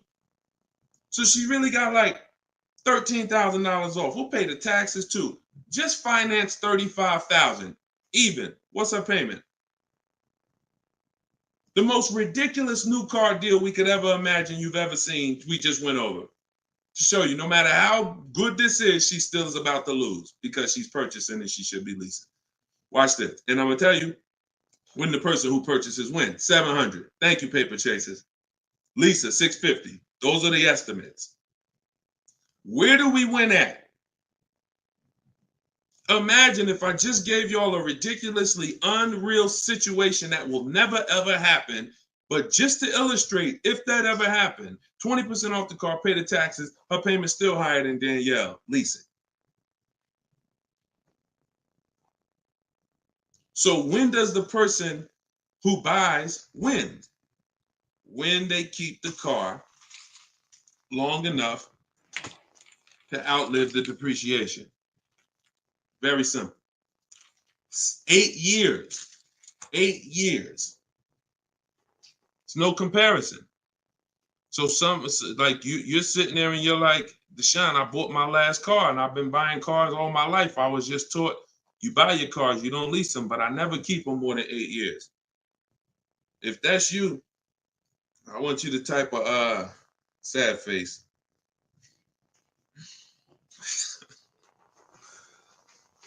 You've lost a lot of money. So what would you rather? Would you rather never hear about this, really go all your life listening to bad advice? And we might wrap this because we still got time. Before we even go back into more questions, we actually may go a little, because some of you are like, Deshone, well, what if you buy a new car, a used car? Because you just compared that to a new car. All right. So let's just go back one more time. Let's pull up Danielle's because we're on that scenario. So we already said Danielle drove out with a $550 a month lease, paid her first month's payment. Best impossible deal that'll never happen, unrealistic, made up, make-believe deal we just ran was still a higher monthly payment. So imagine with somebody who just goes in regular negotiations, maybe gets $2,000 off the list price. They're leaving paying it's people right now paying $800 a month for this car, $700 a month, easy, no money down. If they didn't put money down, some people tell you, oh, you know, well, I'm paying I got an Audi and I'm paying only $6 for it. They never tell you that they put 10 grand down. They never tell you that they put 10 grand down. They forget about that because the day they give the dealer 10 grand, they want to forget about it. So they're definitely not going to bring it up in the story. No money down deals. This is what you're doing most times when you're leasing. So let's go back. Let's say somebody decides they're going to get a good price on a used one. Let's just throw this scenario in here real quick to end this. Instead of a $44,000 brand new one, they find one for like 28. Great used car price, 44,000 new. I got one for 28, maybe 4 years old, low miles, 36,000. Great deal, below market deal. Get it for 28. 28. Throw my taxes and fees on there. I'm at 32, 31. What's my payment? 31, 600. Look what I'm buying too, because some of you that's what you think about with a used car. But I like the monthly payments. But Danielle's driving a brand new 44,000, never been titled. She's the first person to sit in this new car smell, like real new car smell. Latest and greatest options and features, full warranty. If anything breaks on the car, she's covered for 4 years. She won't lease it. She won't have the lease for more than 3 years. She's paying $550 a month. A person who's buying this same car is paying $800 a month, $900 a month. And a person who's getting a used version of this, 4 years old, 1 year left on the warranty, 3 years old, 1 year left on the warranty, and they're paying $600 a month. Everyone's paying more than her. And these are lease deals that we get all day long. Everyone's paying more than her. We can put every scenario. Only person that's not paying more than her is somebody who just drives like a 10-year-old Audi, 12-year-old Audi. They go pay cash for it, buy it from Facebook Marketplace or something like that, or people who go to the auctions and get, like a 12-year-old one. Those are the only people who could, flip cars and not lose. Everybody who's buying new cars, newer cars, is paying more than her. It's people paying $500 a month because they bought their Toyota Camry. They're paying $600. So you're paying $600. She's driving an Audi, $44,000 vehicle, no money down. You're paying $600. You're driving a Toyota Camry that you're not going to keep for more than another 2 years. Any car, replace it. Chevrolet, you could pay, Camry, Honda. You're not keeping these cars more than 8 years, and you're paying these ridiculous car payments, and you're the ones that, unfortunately, because you believe bad advice, you are not winning. You're losing. But would you rather me not tell you? God willing, you're like, man, I'm glad I'm young. I'm going to still buy more cars. Most of you are still going to buy more cars. It's good for you to find this out now rather than you never found out and you just passed it down to your family and your kids. And now They heard they don't lease. Now you got your 25-year-old. He never heard about leasing. He goes and he gets himself a $30,000 car because he got a good job. He said, all right, I could afford a $600 a month payment. He gets a $30,000 car. His payment is $600 if he put no money down, or maybe he put 10 grand down, whatever. Point is, he's paying between $400 and $600 a month for this car when he could be leasing a brand new version of that car for $350 a month. $350 a month, $600 a month. These payments are nowhere close. It's nowhere close. Depreciation is the unseen expense. So this is all step one. See what I'm saying? So when you're reading my book, you're going through leasing versions. I got a video on this, by the way. This is in my digital book. I'll link to certain videos to help you guys really understand certain concepts. But this is what we do. This is step one. Leasing versus buying is step one, because I know who was taught, be honest, never lease a car. Type me if you were taught never lease a car. You don't need a down payment, Lisa, and you don't need excellent credit. You need good credit. No down payments. I can show you right now, Lisa, on the screen. You can't see it because we rebroadcast these shows on TikTok, but you'll see it on Facebook, YouTube, or Instagram because they can see the slides that I'm sharing. Like every deal that I'm gonna show, like Kimberly. Look, she got a $91,000 Maserati, $944 a month, 39-month lease. $944 a month, $91,000 Maserati. She got bids. Use what I'm teaching you in my book. She got bids.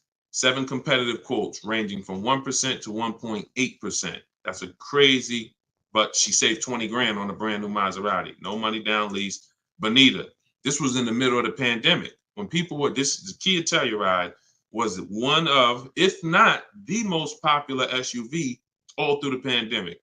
People were paying $800 a month, $900 a month, $1,000 a month for these Kia Tellurides. She leased one in December 2022, and she got it for $600 a month, and she gave him $600. That's all she gave him.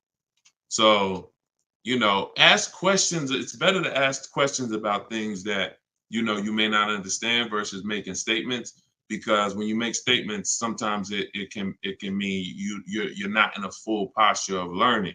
But I do get that you're dropping, many of you are, this is a game changer for you. This is a game changer. This is a money changer for you.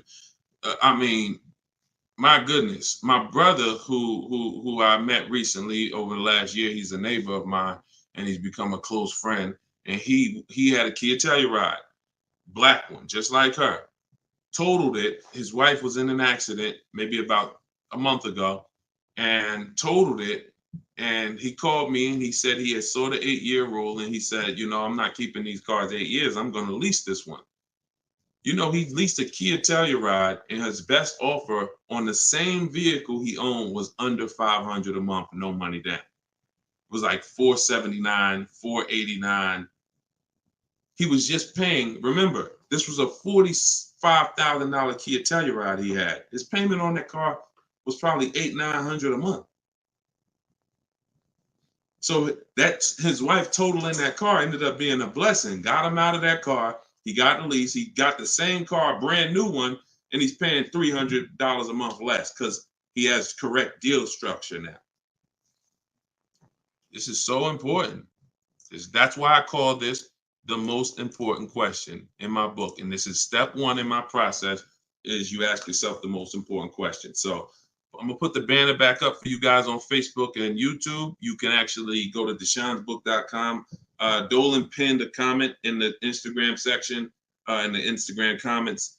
Also in the Facebook and YouTube comments, we've pinned Deshon's book. You can get your copy for 75% off. It's a digital book, so it goes to your email. Make sure you check your spam and your junk folder, but it goes there. You can get it in 3-4 minutes, and you won't pay the normal $97 if you get there before the 30-minute timer goes down. Once the time expires, the price is $97, which is the normal price, and it's worth more than that. It's worth thousands. I wouldn't price it at $97 if it wasn't worth thousands and thousands of dollars. So, but you can get it for 75% off that. You can get it for $24, if you get to my TikTok bio, my Instagram bio before the timer expires. But that's leasing versus buying. That's a quick comparison of leasing versus buying and how there's no way to get a great deal if you buy when you should have leased. No way. So some of you are going to be like, oh, well, I want to transition because I want to get out of my car that I'm financing and move to a lease. You should do that as soon as it makes financial sense. And that means sometimes you have too much negative equity. You can't move right now. So you may have to wait a year or 2 years before you can actually move over. I like that question M asked on YouTube just now. Do you value owning cars without payments? Can you throw that one up, M? Can you throw that one up, Dolan? Who was taught always pay cash for cars? Who was taught, type a $sign if you've heard or you were taught that you should always pay cash for cars.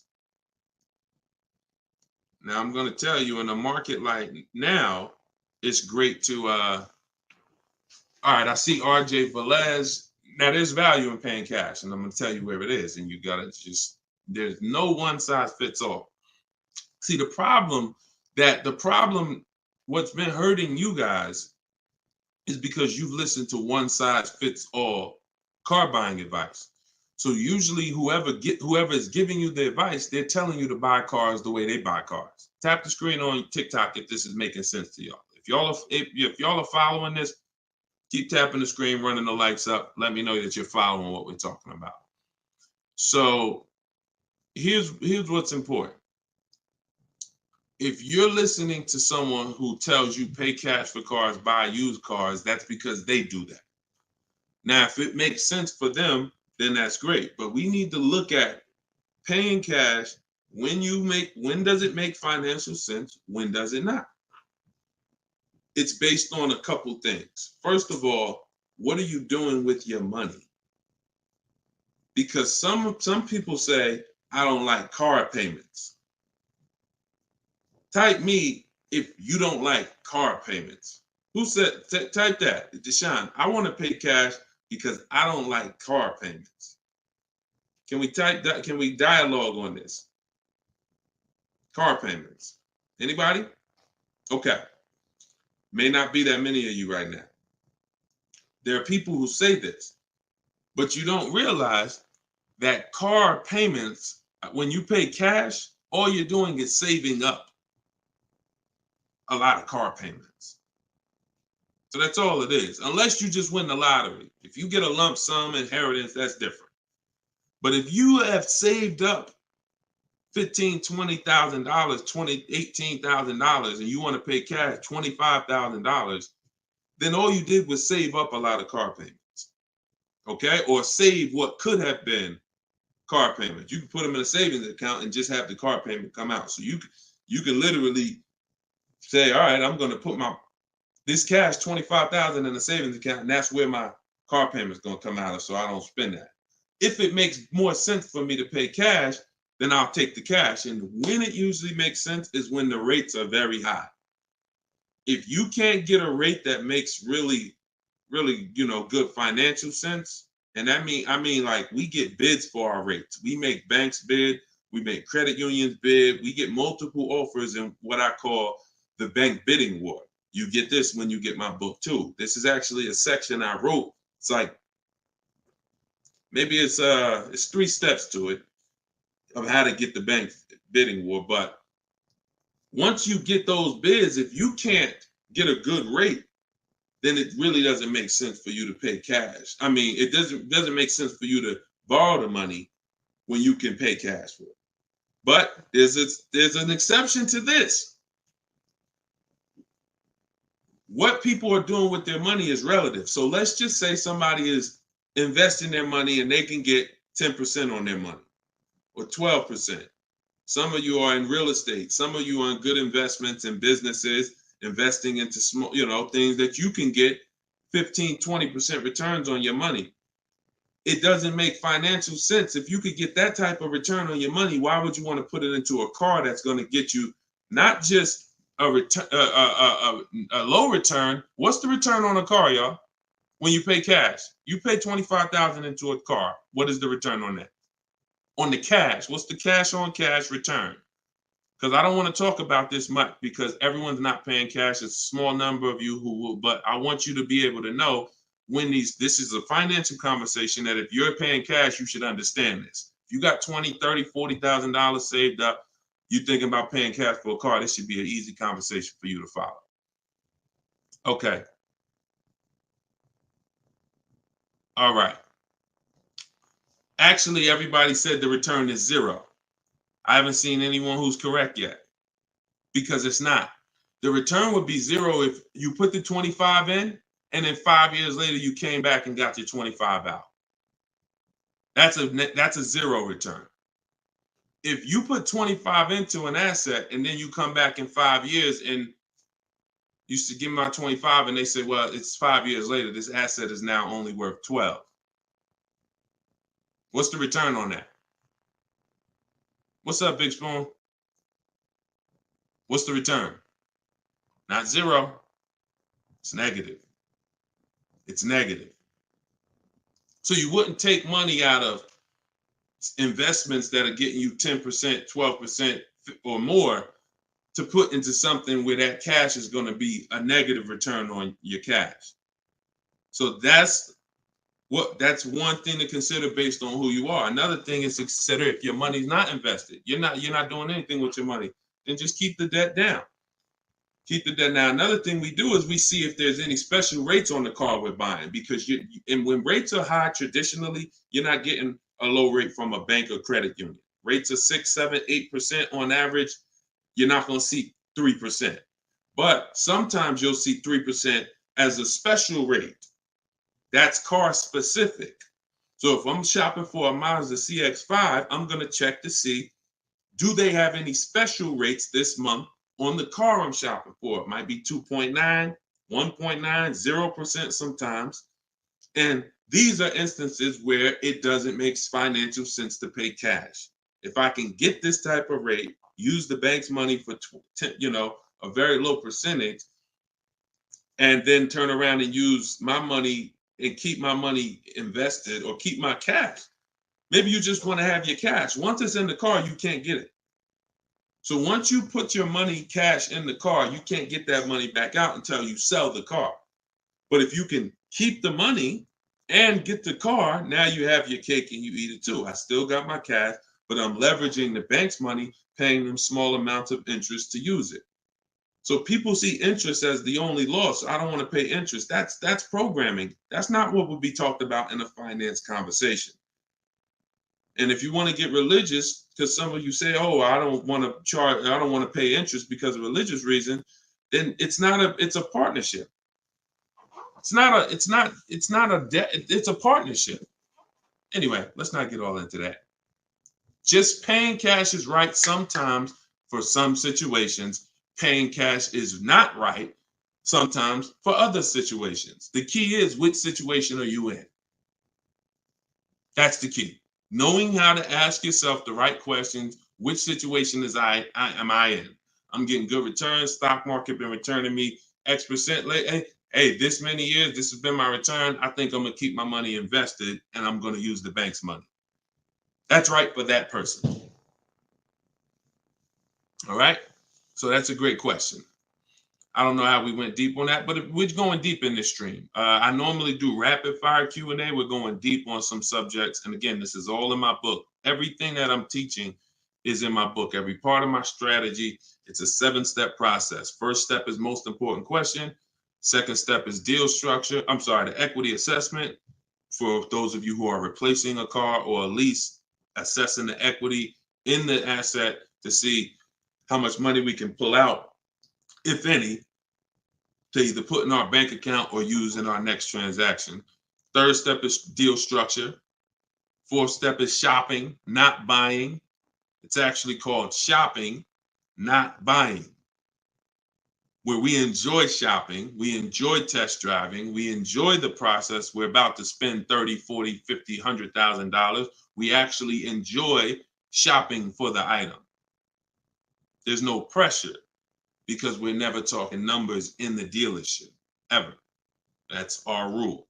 Step 5 is multiple offers. So once we've selected what we're going to be getting, it's time to get multiple offers on it. If we're getting a used version, it's time to see multiple options of it. And if in step 5 in my process, used car shopping is online marketplaces. You're using online marketplaces, cars.com, carfax.com, autotrader.com, cargurus.com, Carfax, CarMax, Driveway, and Carvana. 8 marketplace, eBay Motors. See, some of you are missing great deals because you're only looking at 2 of the marketplaces. That's like you're not going to see below market deals until you can see the whole market. So when we're shopping for used cars, that's what we do. When we're shopping for new cars, we use my 25 to 5, where your goal is to get 5 offers. If you are shopping for a new car or a lease, your goal must be to get 5 offers, because until you get at least 5, you are not going to get a below market deal, because we have thousands of people who have come before you who have used this, and they report to me, they report their deals to me. So when I can tell you the deals we see, we have to get at least 5 offers, because 4 are overpriced. Some people get 6, 7 offers. You saw Charles earlier on his Palisade. I think he said he got 10 offers. But once you learn how to get them from home, either you could do it your way, you want to call and get them, you want to ask for managers to get them. I don't care what you do. If you're using my process, we don't do any talking. So when you're using my book, we're not talking. Because when you talk, who knows, when you talk, you can say the wrong thing. When you type, and then you're typing what I wrote for you. Because in my book, you're using what I wrote for you to talk to the dealers by email. So I can't even say talk to the dealers, to communicate by email, because we know everything they're going to say. So then the step 6 is paperwork and protection. Once you get your lowest offer, you find the best option. It's time for the paperwork. And then step 7 is delivery. That's it. So everything that I teach is out of one of those 7 steps. And, part of why you have not gotten the deals that you see me sharing is because you don't have any process. You're just winging it.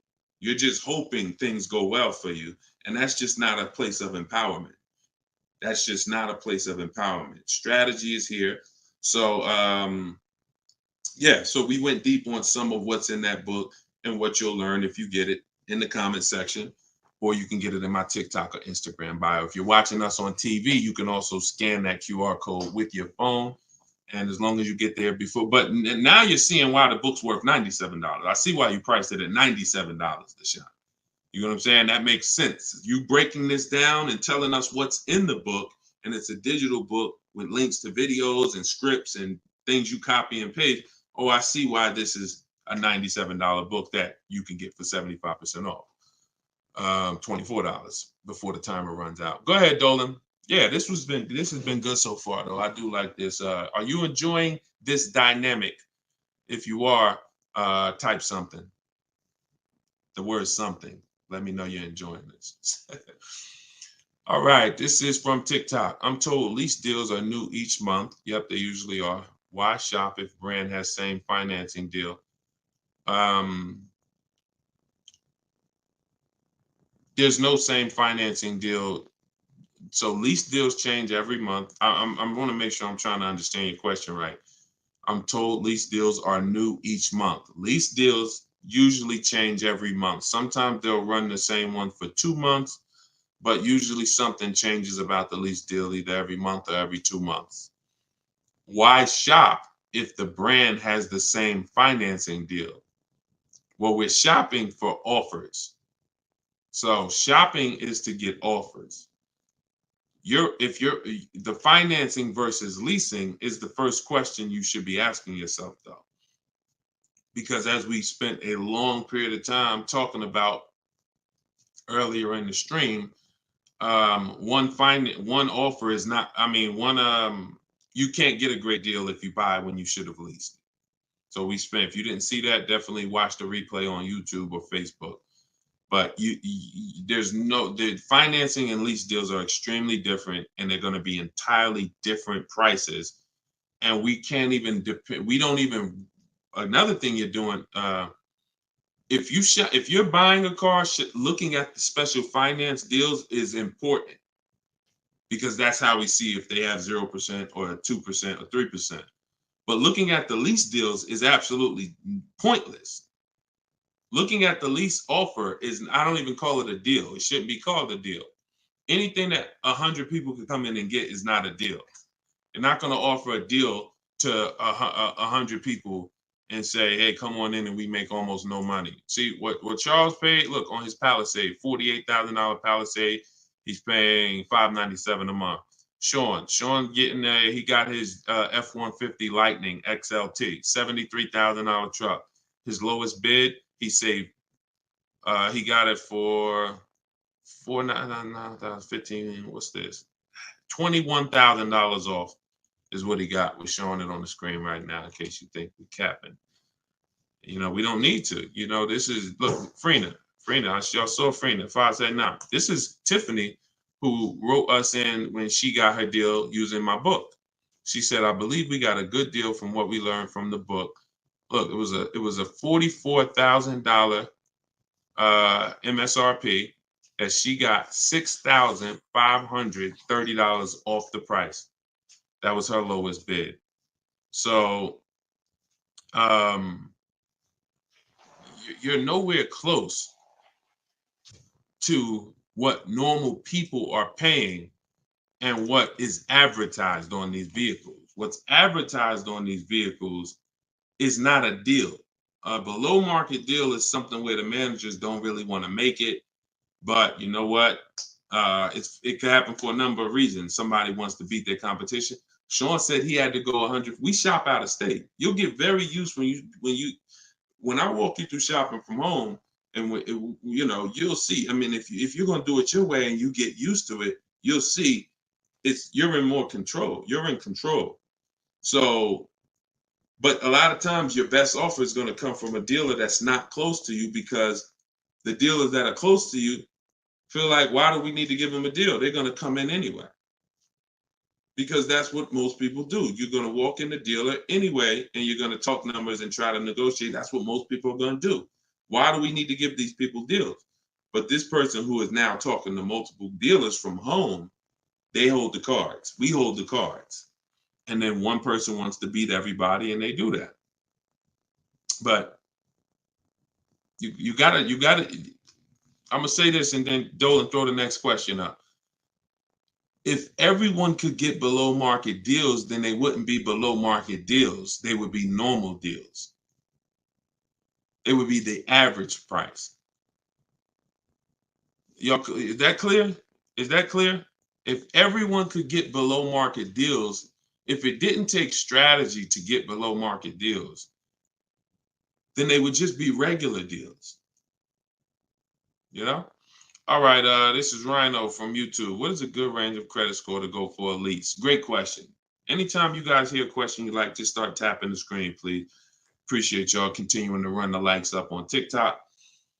What is a good range of credit score for a lease? So what I teach is the parameters. It's more about profile versus just score. The score is one step of your profile. It's one portion of your profile, score. But you also have income. You have something I call comparable credit. I don't call it that. The bureaus call comp credit, which is you've had a car loan before. So you could have a lower than fair credit. You want to be in at least fair. If you're in the fives, I wouldn't go a lease route. I would go a different route, which I have in my book. You get a smart car, set yourself up for a lease. Not the smart car that y'all thinking of, those little ones. It stands for saving money at the right time. We get the smallest car we could get a loan on, pay the payments for 2 years, then we flip into a lease. Because again, payment history weighs very big. So, but if you're in the 620, 630, but you got on-time car payments for the last 3 years, 2 years, 5 years, you might have, high balances with your credit cards, but your car payment has been paid on time, but your credit score is low because you're using a lot of your available credit. So in that case, you got a great shot of getting a lease because you're replacing a car, you're replacing a payment, you're not adding a payment. But usually, 650, 660 and up. 660 and up is usually the best to stay out of that manipulation zone. But again, if you have a lower score than that, but you have good income, good, you've been at your address a long time, these are things that weigh in the profile. You've been on your job a long time, versus, hey, you might have a 700 score, but you only been on your job for 6 months. That could affect you. So it's not just score, it's profile. But most leases are easier to qualify for than you guys would believe. I got my first lease and I had a 6-something credit score. Now I did have to pay, I remember $25 more because of my credit score. I didn't get approved at the first tier. I went up $25 or something like that. But I was still paying $256 a month for a brand new Pontiac G6. It's a $20,000 car. So I had friends that were paying $500 a month for Toyota Corollas, $20,000 cars. $23,000 brand new Toyota Corolla. They're paying $500. They're paying, and I'm paying $256. These things make a difference in households. Thank you for answering, brother. Just purchased your book too on your website. Enjoy it, brother. Now, I don't even say enjoy it. I use it. Use it. And there's 2 ways to use it. I don't recommend going through the book and then shopping.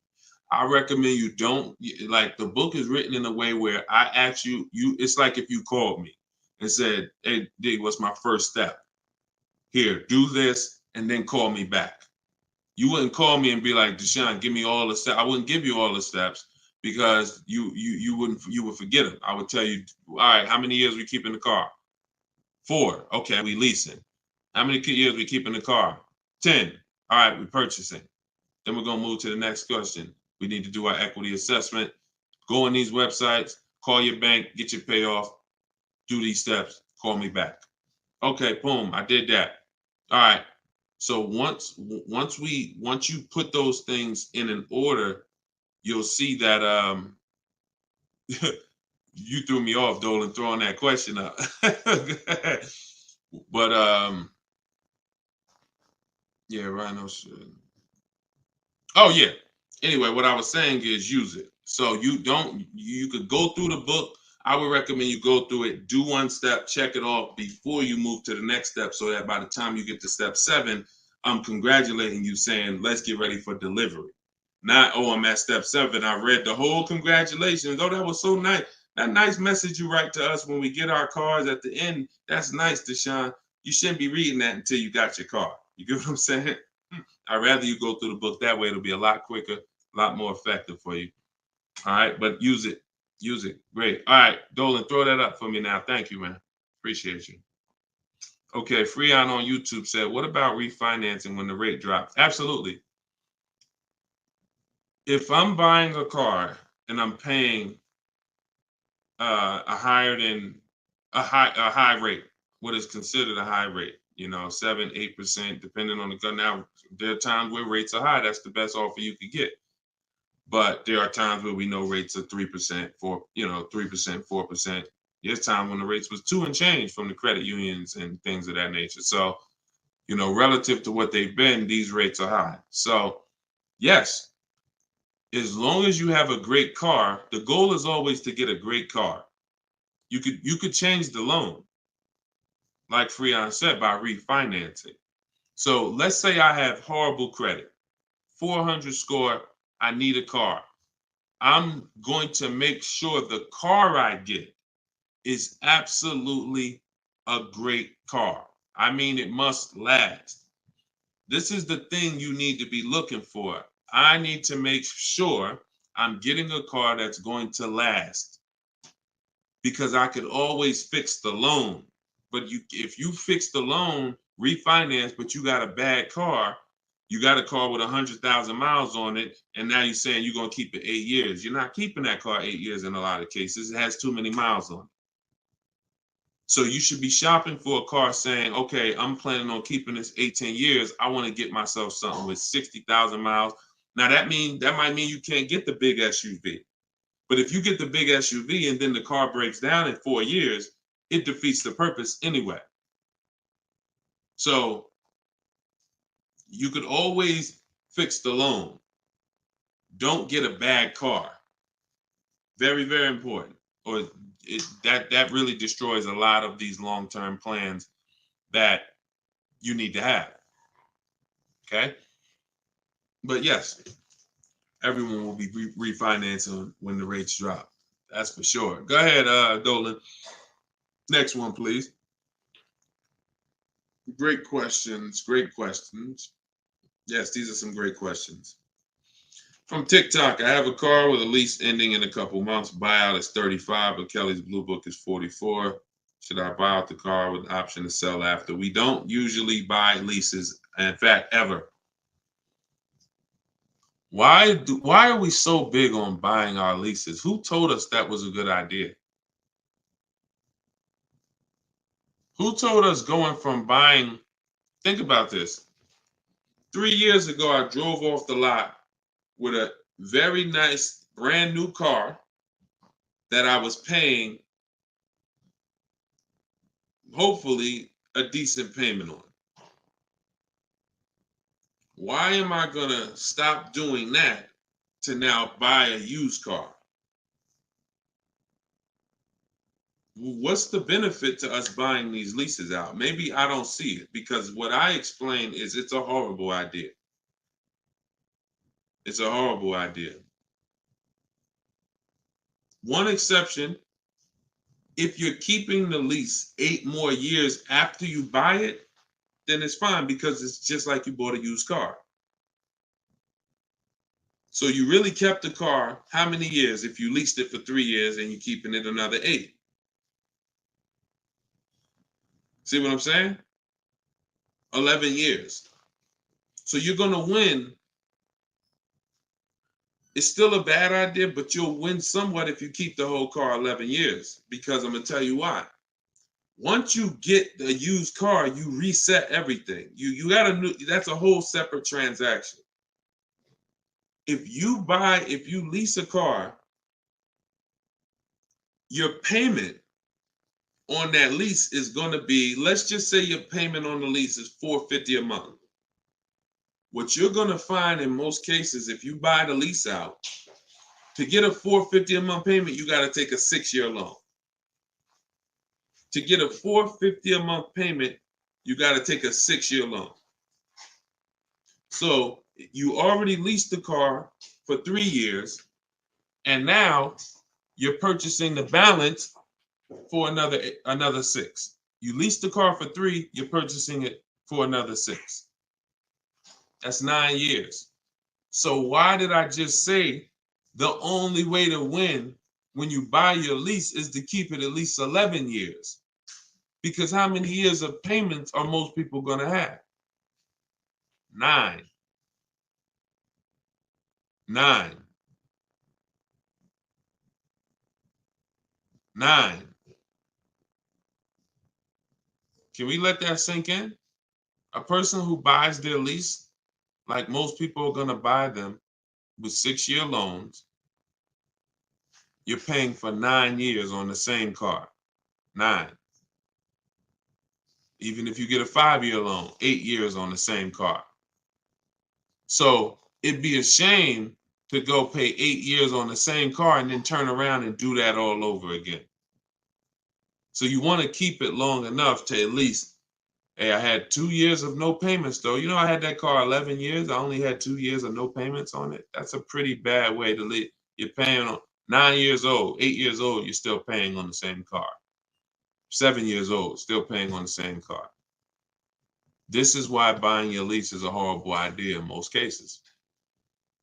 From the start, you should either be leasing or you should be buying a used car. It's one or the other. and you're buying a used car that if you plan to keep it 8 or more years, you're leasing if you're not planning to keep the car 8 years. That's it. Not many cases where these make sense. Go ahead, Dolan. It's a great question though. And I'm hoping we can help a lot of people stop doing that. And eventually maybe 10 years from now, 15 years from now, people won't be asking these questions, but it's a very, very common question. Go ahead, Dolan. Shoot the next one up, brother. Nico Smooth on YouTube. What's up, my man? Deshone, if I wanted to counter offer lower than what the calculator generated, would that be realistic? Getting 1.4% would like to get around 1. If your lowest offer is 1.4, then that's the lease program. If your offers are 1.4, your offers should not be the same. That means you don't have enough offers. If all the offers are in one spot, 1.4, that means you're not getting enough.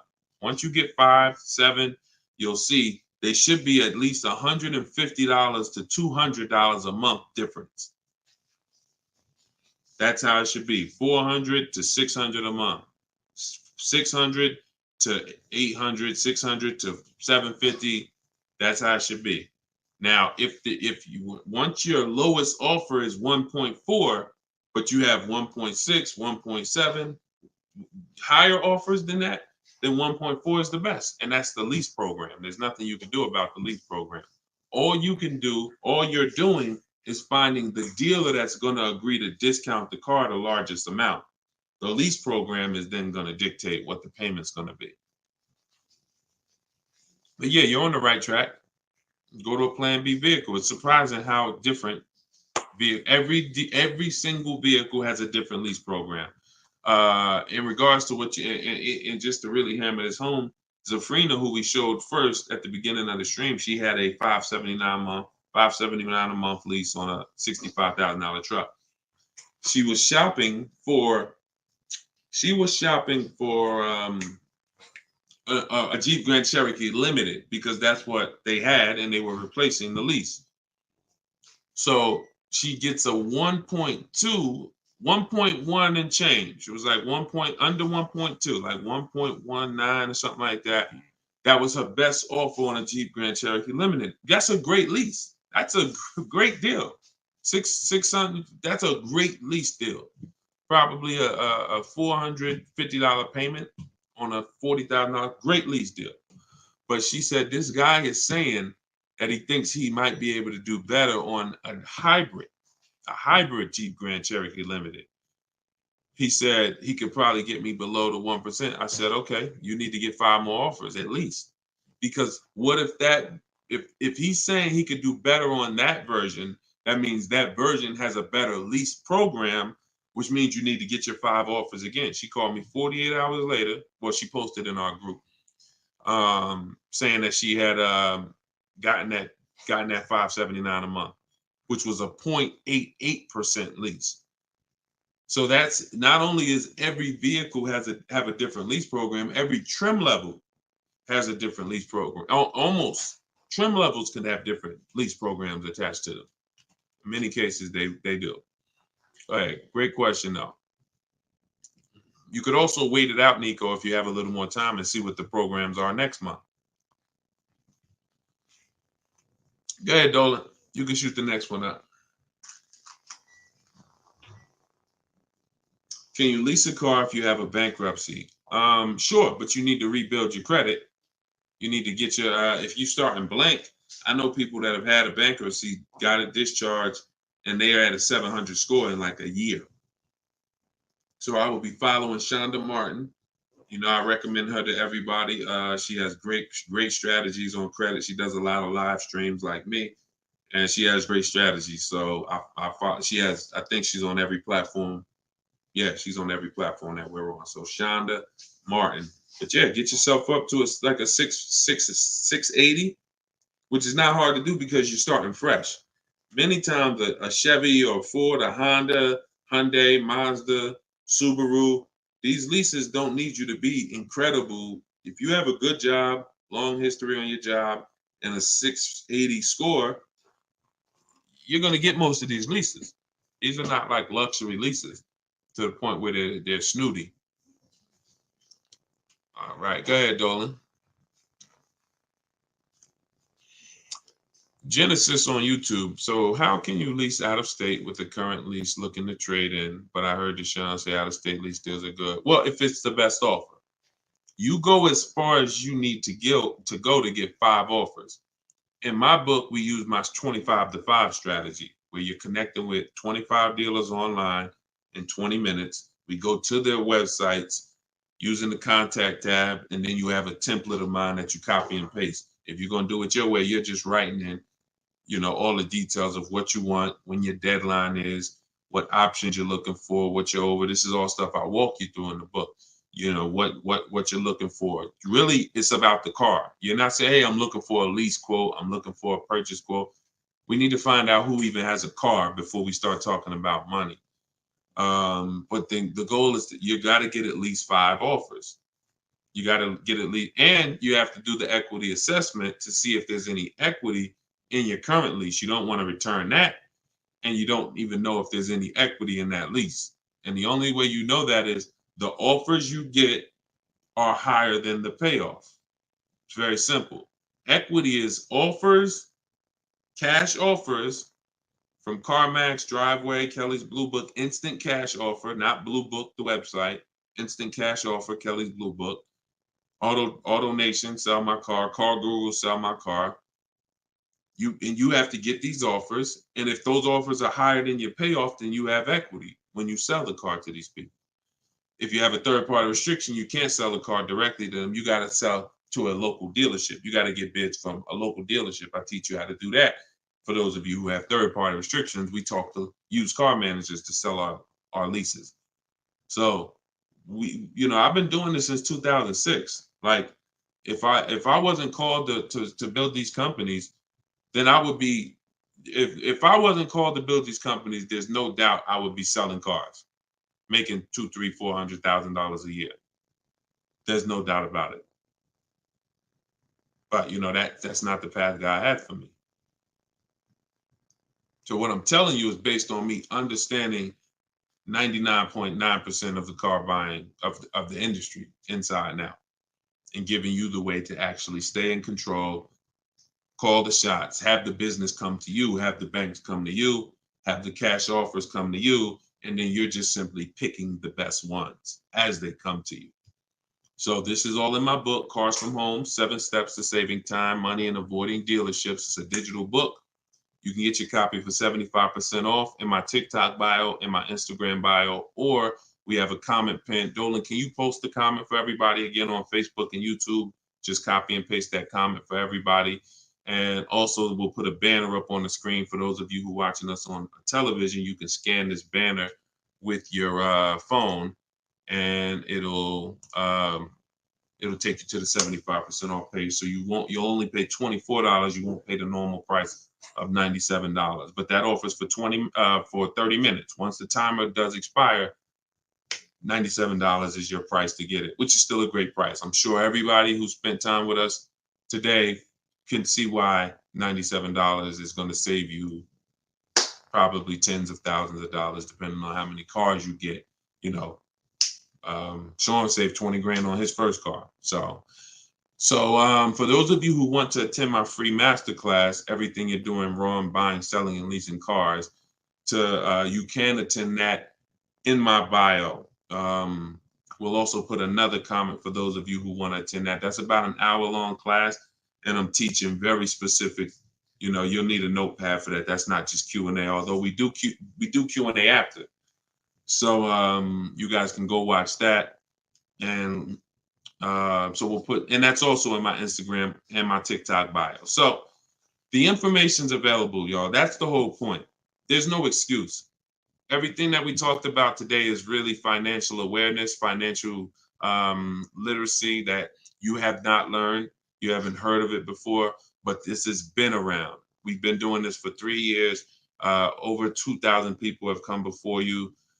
We have over 6,000 people that have this book now. So this ship has sailed. This car buying from home, you're late to the show now. And you can't afford to go buy another car the old way and think you're getting a good deal. You can't afford to do that. I mean, money is very hard to come by for some people, and you need to, I don't care who you are, you should take it seriously.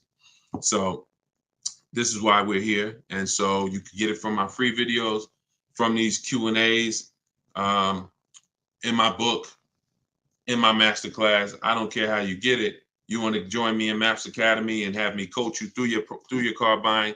I don't care how you get it. Just make sure you get it. Get in where you fit it. All right. So that was episode 17. All right. We'll see you on episode 18. God bless y'all.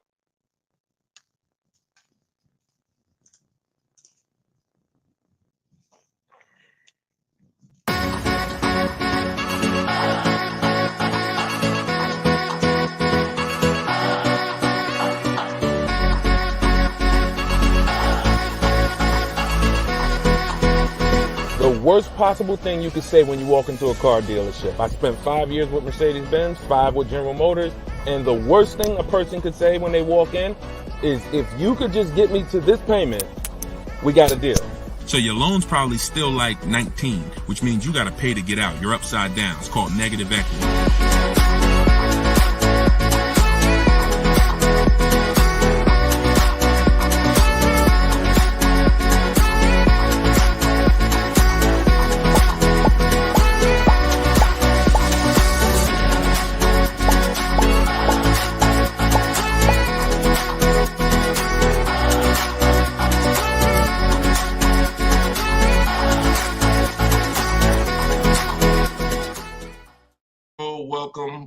Welcome.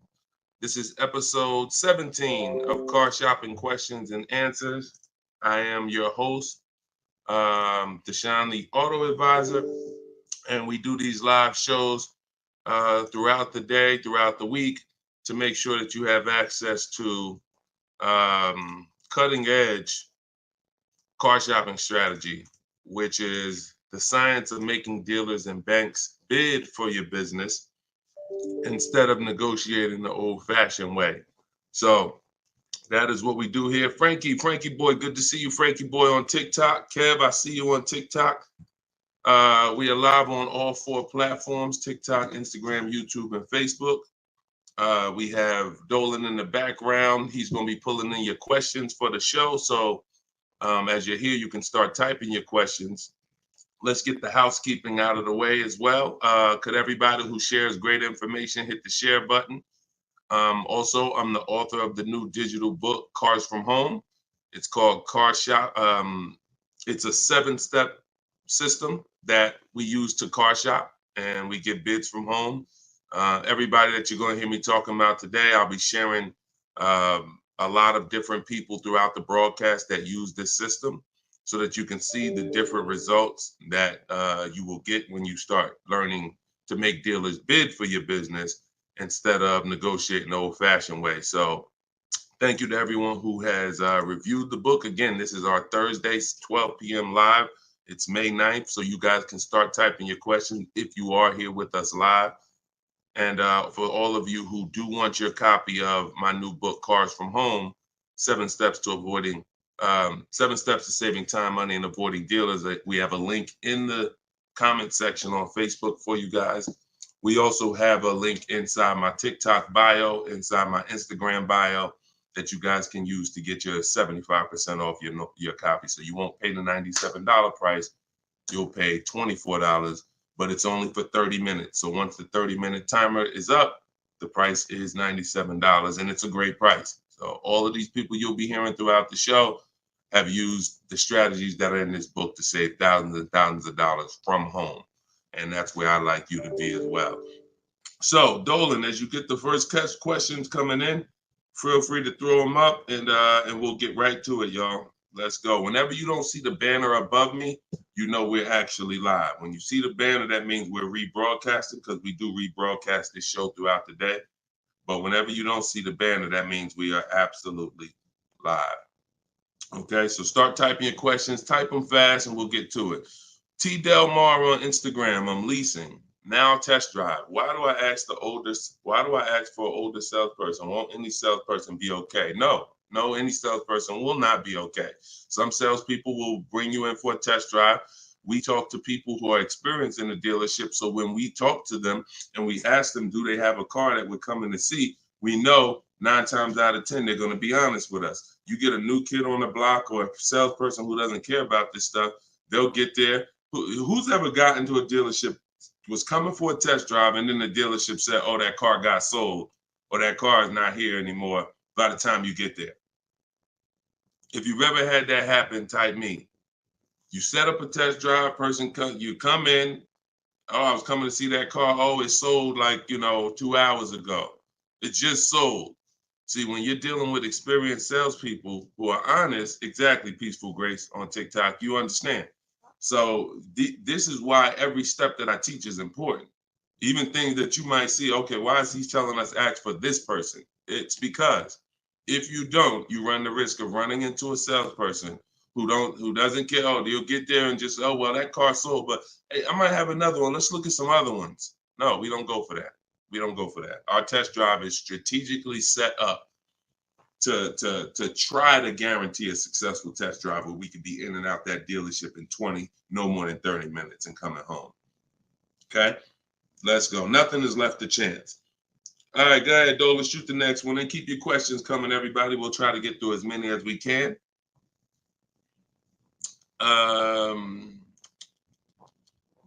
I see you got all right, we got one that just came in on TikTok. We'll give everybody a chance to come on in and start typing your questions. Try to type them all in one question, kind of one long question versus, continuations and continuations. Shaderick Will on TikTok. How do I get out of a finance contract without it being on my credit as a repo? How do I get out of a finance contract without it being on my credit as a repo? Well, let's talk about how not to do it. If they take the car back because you didn't pay them, that's a repo. So if they take the car back because you didn't pay them, that's a repo.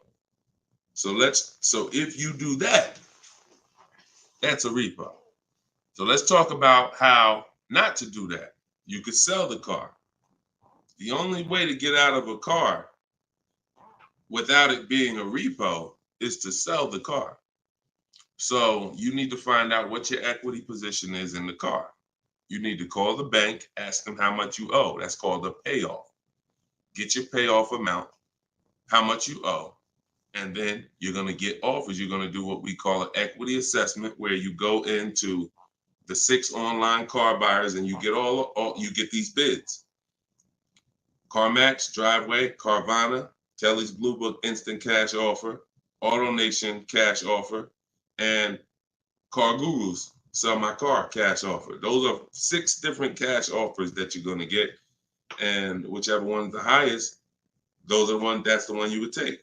What's up, Dave DFW? I see you. What's up, Yono? That's how you get out of the car. The only way you're going to get out of a car you want to replace people is to sell your way out of it. Because we don't trade. In most cases, we do not trade because you don't get all the money. When do you get all the money trading anything? You know what I'm saying? Who can tell me an item that when you trade it, you get the most money possible for it? I'll wait. Anybody? What's up, Bobby I Modern? What's up, Bell? See what I'm saying? So we understand. You're not going to get all the money of anything trading it. You sell it. That's the way. And most times, you guys are taking $2,000 to $3,000 to $4,000 less for your vehicles, trading them. You're losing. See, again, you can't take the monthly payment seriously, but not take the price of the car you're buying seriously. Not take the shopping for your interest rate seriously. Not take the selling of your old car seriously. Because you may be more focused on saving $1,000 off the price of the car you're buying, but you're not putting that same energy into how you shop for your loan. You're giving the bank $2,000 or $3,000 more because you're paying higher interest. Or you're not doing this bidding process. You're trading in your cars. and you're paying $1,000, you're getting $1,000 to probably $4,000 less than what you would get selling these cars to online car buyers. So that's how you get out of a car. Only way you can do it is to sell your way out of it, and if you have negative equity, to pay the difference so that you can get out of the car. But if you just let them come take the car, you can finagle anything you want to try to not have it be a repo. It's a repo. It's a repo. And so the time 3 years ago, everyone could have sold their car and really got out of them because the prices of cars were so high. What's up, Alan Denson? Thank you so much. Appreciate you. Yeah, so that's it. Go ahead, Dolan. Shoot the next one in. This is our Thursday live show. My man, Alan Dawson. Appreciate you. Oh, Alan Denson. Yeah, appreciate you, man. Thanks for supporting the broadcast. This one's Optimal Living from TikTok. This is our Thursday, May 9th live show at noon. So whenever you guys don't see the banner above me, that means we're live. You can send your questions in, and we'll try to get them into the show. Grand Rising, I want to buy a used approximately $10,000 or less, approximately $10,000, less than 100,000 miles, 1 or 2 owners, like a Honda, Hyundai, Volkswagen, good gas mileage, easy to repair. Any suggestions? Well, you have a lot of filters there. If you were buying under 10 grand, I would be looking at Facebook Marketplace. I would be looking at Facebook Marketplace because our used car strategy is to look at all the marketplaces where cars are. These are, you know, Auto Nation, Auto Trader, Cars.com, Car Gurus, Carfax.com, CarMax, Carvana, Driveway, and eBay Motors. But if we're looking at a car that's under 10 grand, I would certainly be looking at Facebook Marketplace. Facebook Marketplace is where you're going to try to find a private party owner, not a dealer. Not a dealer. You're trying to find a private party owner that's going to sell you the vehicle, private party, not a retail purchase. A retail purchase is at a dealership that has done reconditioning on the vehicle to prepare it for the market. And so you're paying for that. You're paying probably 10% more for a retail purchase because it goes through the retail process. But if I'm spending under 10 grand, I'm looking at Facebook Marketplace to look at to get a private party sale where I could save probably another 10%, maybe a little more below the retail price. But that's really depends, price specific. Same thing with selling cars. When we get our bids, if our car is worth less than 10 grand, we usually I always tell people, it's in my book, if the car is less than 10 grand, when you get your offers, you could get probably 1,500 to 2,000 more listing it on Facebook Marketplace. So if my highest offer might be for 8 grand from CarMax, everyone else is offering me 7 and 65, and I'm gonna throw it on Facebook Marketplace if I have the time, and I'll sell that car and usually get a $1,500, $2,000 above. So it's the same difference. I would shop on there if I was looking for a car under 10 grand. I would sell on there if my car was worth under 10 grand. See, when you start going with cars that are worth 15, 20,000, trying to put them on Facebook Marketplace, most of the buyers there need a loan. Most of the buyers on Facebook Marketplace need a loan. So when you get there, they're not going to be, you know, most people don't have 20 grand to bring a private party. That's just most people. So the buying pool is very small for 15 to 20 grand, 30 grand private party. But the buying pool is very big for under 10 grand private party. So you always want to go to where the buyers are, where the best opportunities are. So yeah, that's what I would be doing. Great question, Optimal Living. All right, keep the questions coming, y'all. I see Sharita said, hey, I got the book. I'm stoked. This is great info. Thank you so much, Sharita. Enjoy it, use it. The things that are in my 7-step book, y'all, is everything you're learning right now. So everything that I'm teaching you is out of one of my 7 steps in my car shopping process. My book is called Cars from Home. So it's all designed to teach you the science, walk you through the science step by step of doing 90% of your car purchase from home, 90% of your savings are done at home, not in a dealership. The only thing we're doing in a dealership is test driving, is having our car appraised if we have a third-party restriction by a used car manager, and picking up our car if they don't deliver. Those are the only three things we are doing inside a dealership. All the negotiating, the price saving, the shopping the market, the research, the working with the bank, that's all done at home. And some people, some of you are going to do 100% of your purchase from home. If it's a new car or a lease, some of you could do 100% of it, because if the dealer delivers, literally you never went into the dealership except for the test drive, and then we get our bids and we accept the best offer. This is somebody who just got a bid. You can see the dates not too long ago. I contacted 25 dealers. Some of you know my system is used to, we connect with 25 dealers, with our goal being to get 5 offers. Because what percentage of offers is overpriced? Let's see if anybody on here knows. If anybody's been spending time with us, this might be a lot of your first time with us on the stream, but what percentage of dealers is overpriced? Let's see who knows. And this is why you must get at least 5 offers. At least 5 offers, because what percentage of dealers are overpriced, everybody? Let's see. All right, we may got a lot of new people on here. Maybe nobody knows. No, not 100%, Twan. Not 100%. Thank you, T. Delmar. 80%. Exactly. 80%. T. Delmar Instagram got it. 80% of dealers are overpriced. Now, this is not my opinion. I'm telling you guys. I've been working with people all around this country. I opened up my car buying school, Maps Academy, 2021. We have probably over 6,000 people now that have our book.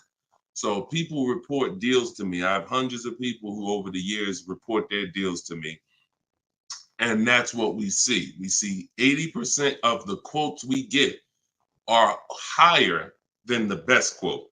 So when you get your 5 offers, one of them is going to blow the other ones away, but the other ones are going to be significantly higher. And when you look at somebody like this is Teddy.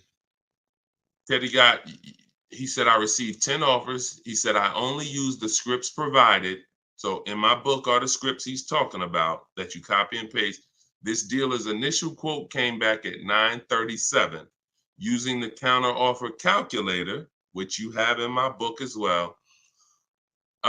Using the counter offer calculator, I countered at, I closed on this, wait, hold on, I can't even read. I closed on this 2024 BMW i4. MSRP is $73,855. $73,000. Pay attention to this, y'all. I counted at 829. He came back with 856. My highest offer during this process from a different dealer was 1123. My local dealer, there's a lot happening here in this post if y'all pay attention and dissect it. My local dealer came in at 986 and even told me in an email that he didn't think I'd find a better deal out there. I didn't speak to one salesman on the phone until after the credit was ran and the deal was secured. I even got them to cover my last 2 lease payments. This is how you get, see, if I was to ask Teddy right now, Teddy, bet me $1,000 that there's not a better deal out there. He'd most likely take the bet because he connected with 25 dealers. He got 10 offers. He used it. You can never accept a deal without countering, because we don't know what the bottom is until they say no to the counter, or until they say, no, I can't do that, but I could do this. Now we know they're at the bottom. So all of this stuff can't happen. You're not going to have price assurance, which means you guarantee you paid the lowest price, and you're not going to be able to get these numbers until you sit at home and start getting the offers at home. It is impossible to get these types of numbers, this type of confidence, this type of assurance walking into one dealer. Even if you got a good price, there's no way you even know it's a good price. until you have enough offers to know this one right here is the best offer. He might have thought his local dealer was making him the best offer at 890. What did he say? His local dealer came back 986, because remember he has other offers that are 1100.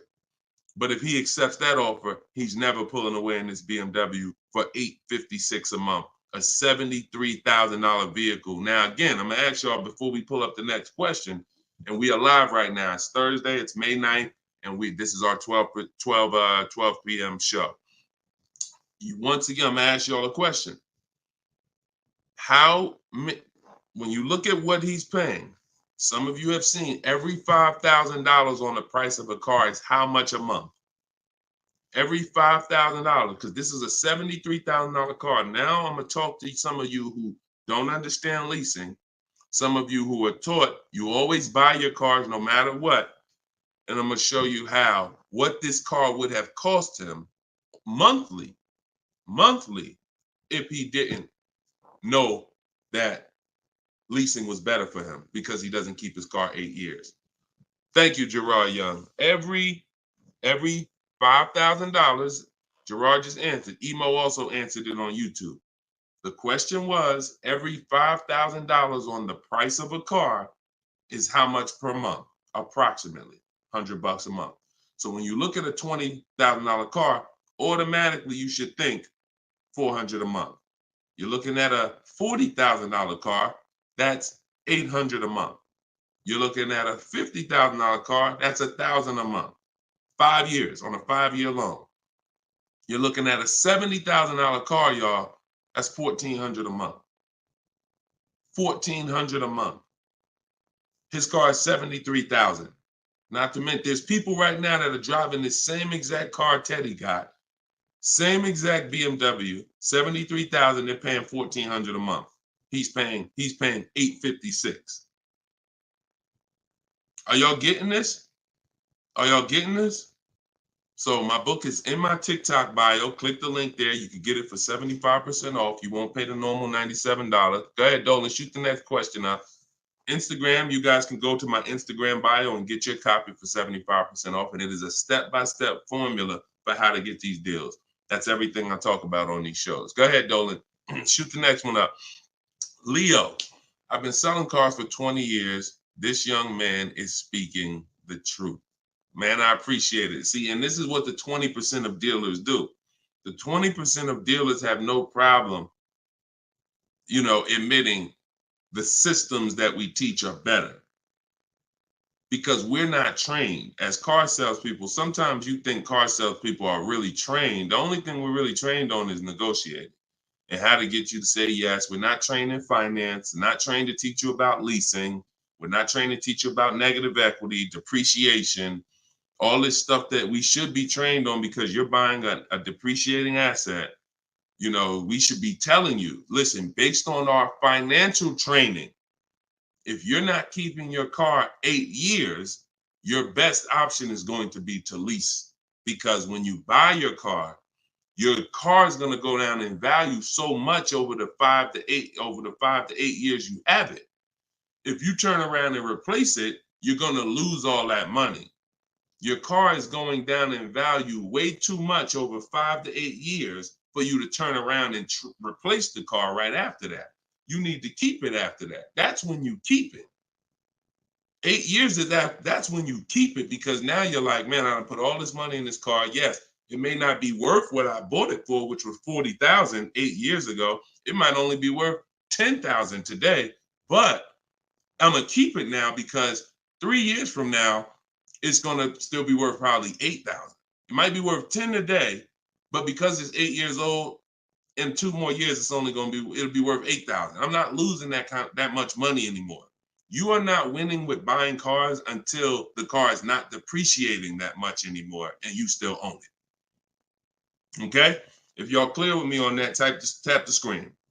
Run the lights up on TikTok if y'all are getting what I'm telling you. If you're getting what I'm telling you, hit the like button. If you're on Instagram, if you're on YouTube, if you're on Facebook, hit the like button if you're clear on what I'm telling y'all. All right, let's move on to the next question, Dolan.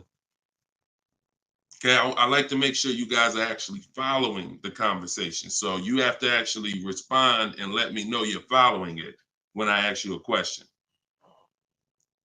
All right, this one's Glenn over on YouTube. If your car lease is up in 6 months, how do you go about trying to sell your lease? Well, the first thing you're going to do, first of all, this is a great question. Glenn said, how do you sell your lease? Now, step 2 in my process. It's called the equity assessment. My book is called Cars from Home, 7 Steps to Saving Time, Money, and Avoiding Dealerships. Step 1 is the leasing versus buying question. Step 2 is the equity assessment, which means if you have a car you're replacing, we got to get the most money for it. And that's never going to be with a trade. So we have to see, is there any equity in our lease? Now, we are not assuming this. We are going to do this process and see, because some leases have no equity. Some leases have a good amount of equity. Like, hold on, I just had somebody write me talking about equity they got in their lease. Hold on. Didn't talk to, I think it was this person. Oh, but I cut off their post. Somebody said they just got $4,000 here, and I always like to say this. I always like to show this stuff so people understand. You know, we operate with documentation. So when you are getting how you determine if you have equity is with cash offers, not with algorithms. KellysBlueBook.com. Blue Book says my car is worth this. That means I have equity. No, Blue Book doesn't buy cars. So what you want to do is you want to determine if you have equity by calling your bank. You're going to get your payoff, which is how much you owe. And then you are going to go on the websites that I'm laying out for you. It takes you 20 minutes. If you can't take 20 minutes to go on a website to fight for your money, you don't deserve it. You're going to CarMax, you're going to Driveway, you're going to Carvana, you're going to Kelly's Blue Book Instant Cash Offer, where they connect you with a local dealer to get a cash offer. You're going to Car Guru, Sell My Car, and you're going to Auto Nation, Sell My Car. And that's going to give you up to 6 offers. And if you have a lease, you need to ask your bank, do you have a third-party restriction? And if they say you have a third-party restriction, then if you have equity, you're going to be selling to a local dealer, not to one of the local online buyers. If you don't have a third-party restriction, we sell to the highest online buyer. If you do, we sell to the highest bidder among used car dealers. So it's just simple. There's different processes. I don't teach one size fits all car buying. So some of you who have a lease with a third party restriction, you're going to use one strategy. Those of you who don't have a third party restriction, you're going to use a different strategy. Those of you who don't have any money you owe on your car is paid off. You don't need to call your bank. You just need to go on those websites and get the offers. So, and when you're on there, if you have a lease, there's going to be a part where it says, is your car owned, financed, or leased? You want to put owned. It's very important. Don't put lease, because it triggers something in their websites. So that's step 2. I go over this thoroughly in my book. This is called the equity assessment. You can't, listen, you need to get bids. Bids. That is my favorite word, that multiple offers. The reason why you are not saving the money that you could be saving is because you're not getting bids. The reason why you don't have the confidence when you leave a dealership that you got the best price is because you're not getting bids. It's very simple. Start getting bids and you're going to save more money and make more money selling your cars, and you'll see why we don't trade in cars. That's the equity assessment. Okay? Step 2 in my book. Go ahead, Dolan. Shoot the next one up. All right. Yep. Wanda said my last lease had 5,000 in equity on TikTok. Amen. I sold the lease a couple years ago when prices were super high. I made $10,200. My mother did. I made $9,000 on my Jeep Grand Cherokee. That was in 2021, I believe. 2021. Yep. It was ridiculous money. So the 9, 10 grand, 12 grand lease, those are not really there anymore. But we still see people that are making 2 and 3 and 5,000 for sure. Rudy on Facebook, how are you? Good afternoon, Deshone. I'm new to the live stream. Welcome. Who's new to the stream? If this is your first time here, type 1. Type the number 1 if this is your first time here. I'm looking for a 2020 SUV, Mercedes GLB 250, 4MATIC, less than 20,000 miles. Drives over 120. I see you, Yvette. Drives over 120 miles daily. We have been looking in different car websites. Still haven't found one that matches our max of 30K. Any suggestions? We live in New Hampshire. We've been looking in Massachusetts as well. Should we be expanding our searching area? Thank you for your help and keep up the great work. Absolutely. Yes, you should be expanding your search area. If you're looking for a 3-year-old vehicle with less than 20,000 miles, right now, you know, you got to look at the age of the car. When you're searching for a used car, you got to remember a car comes out the year before the year we're in.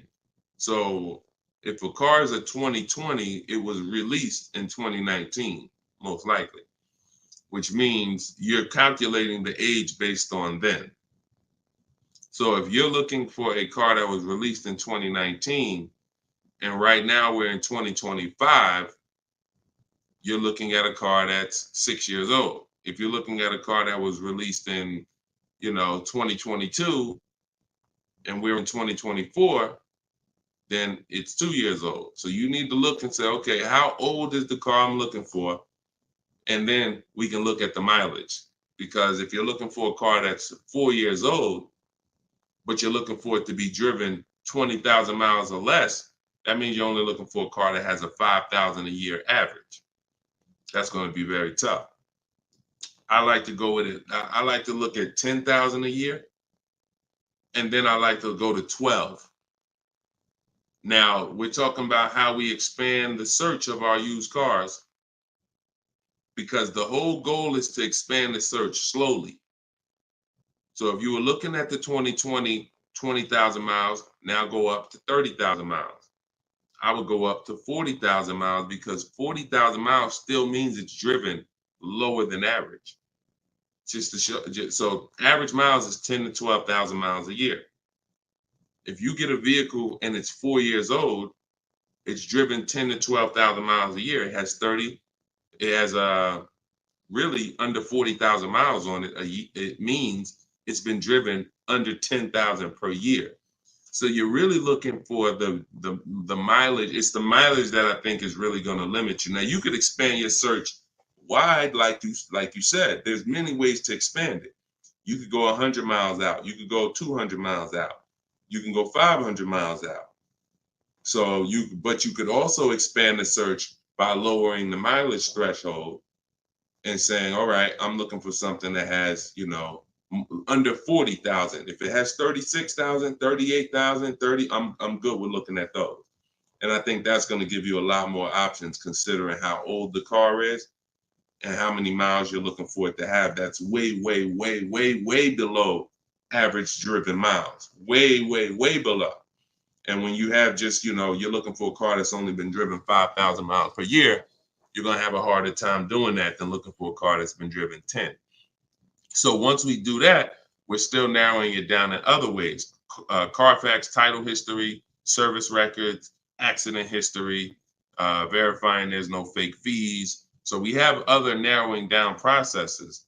Then we get the new window sticker to make sure, because you can't know you paid a great price without knowing what the original price was.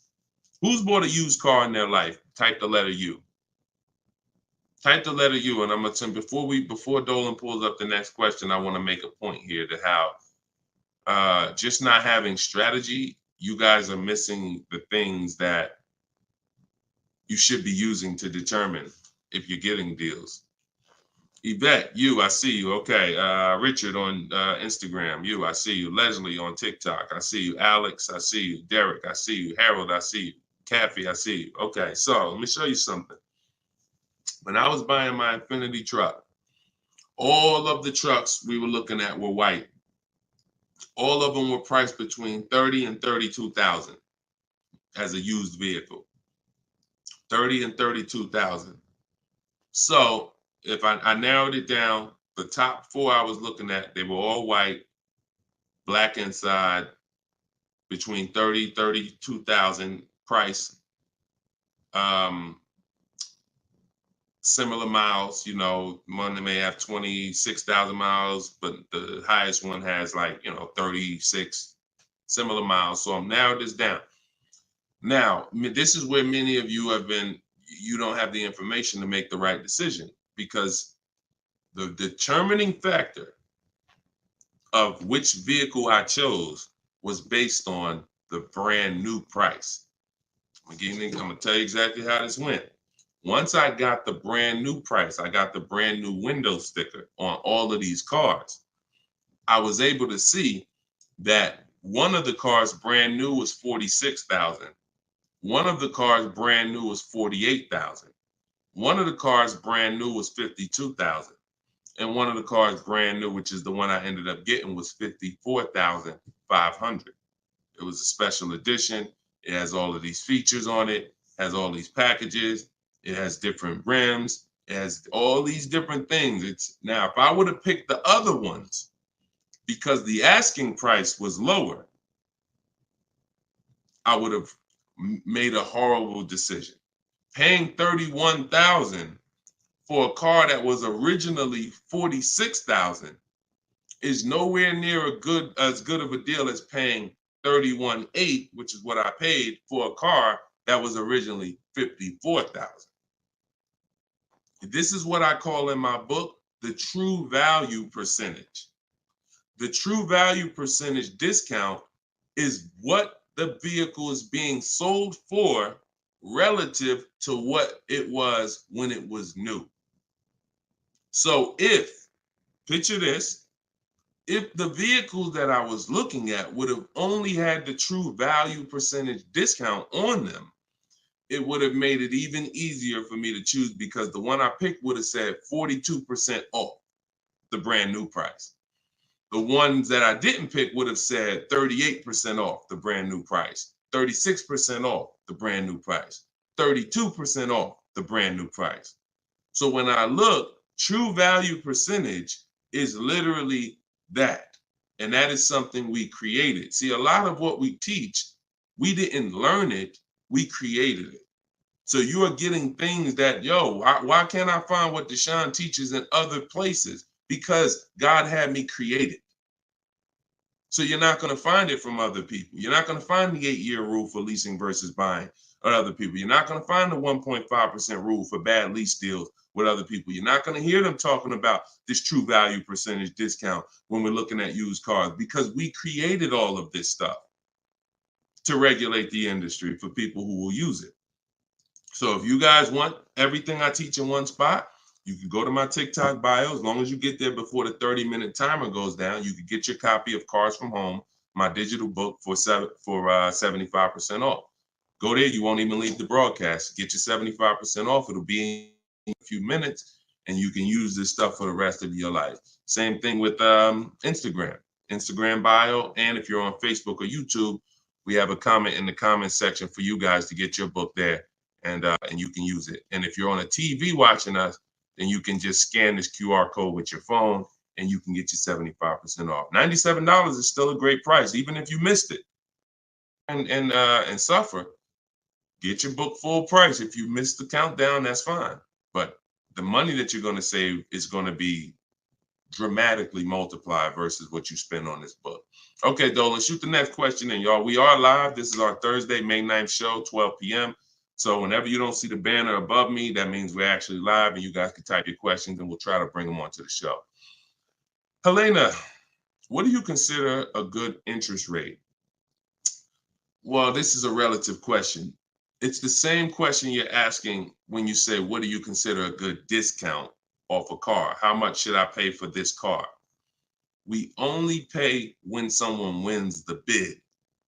So we teach something called the bank bidding war, which I also created. You have been taught that, don't let these dealers run your credit, or always get, who's been taught any of this stuff? Always get your own pre-approval, never use the dealer's banks. Never, all of this stuff. Anyway, we teach a process that the credit bureaus allow.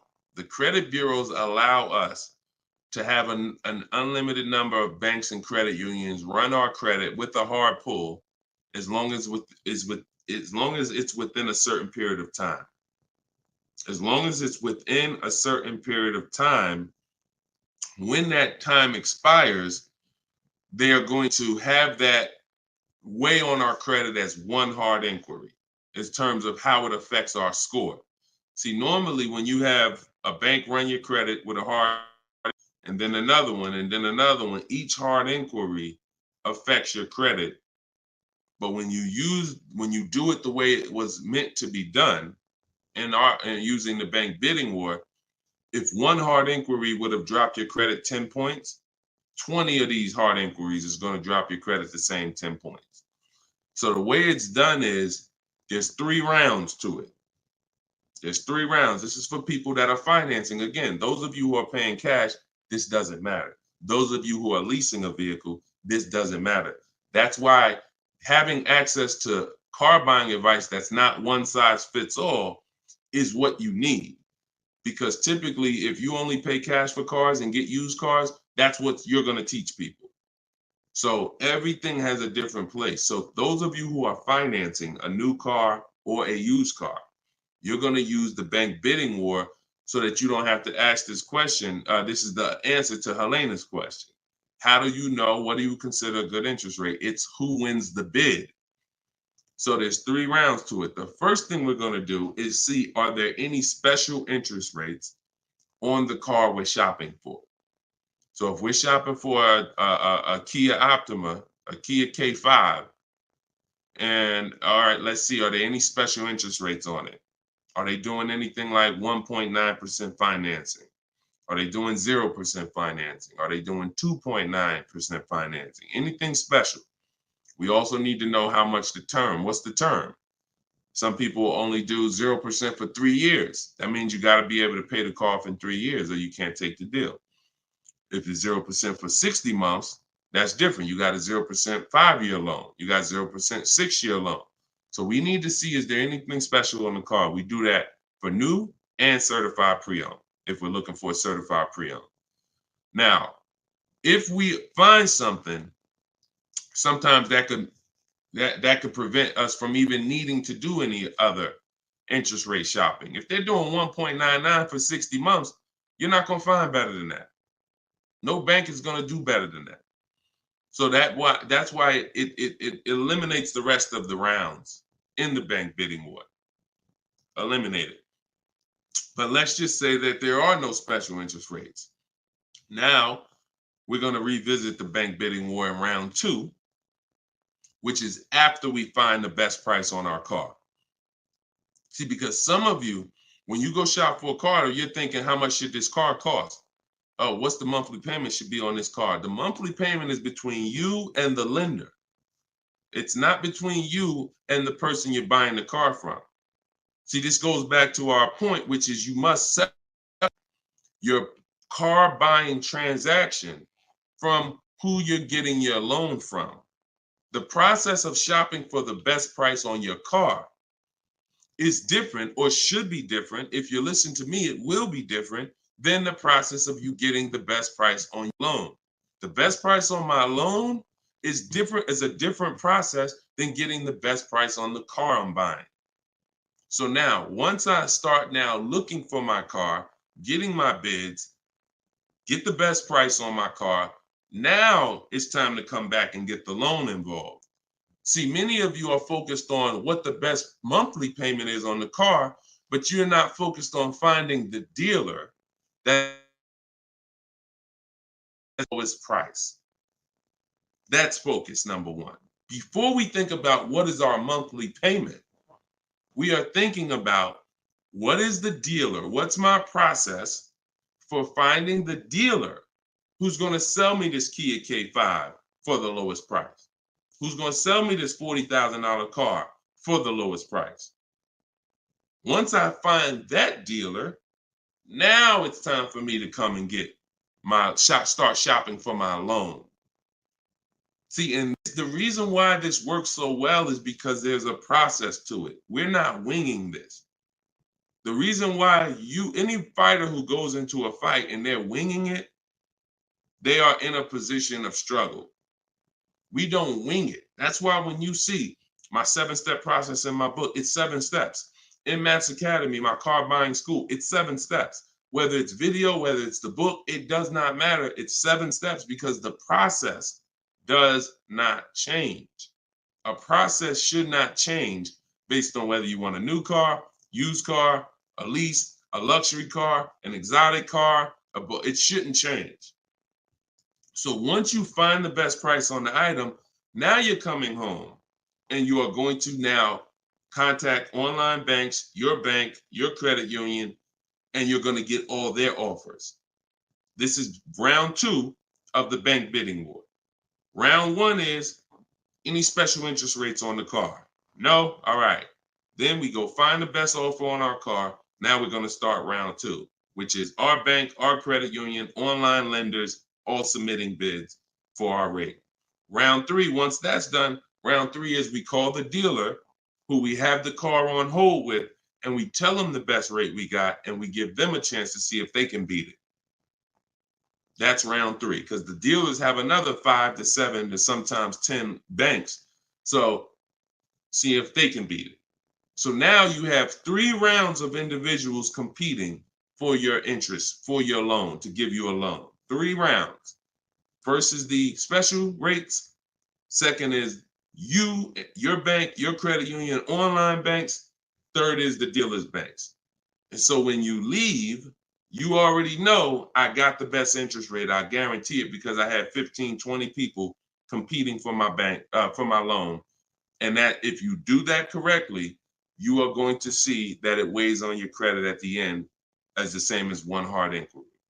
That is what the bank bidding war. When you get my book, I email you a copy of the bank bidding war with it because I haven't merged the bank bidding war into my book yet.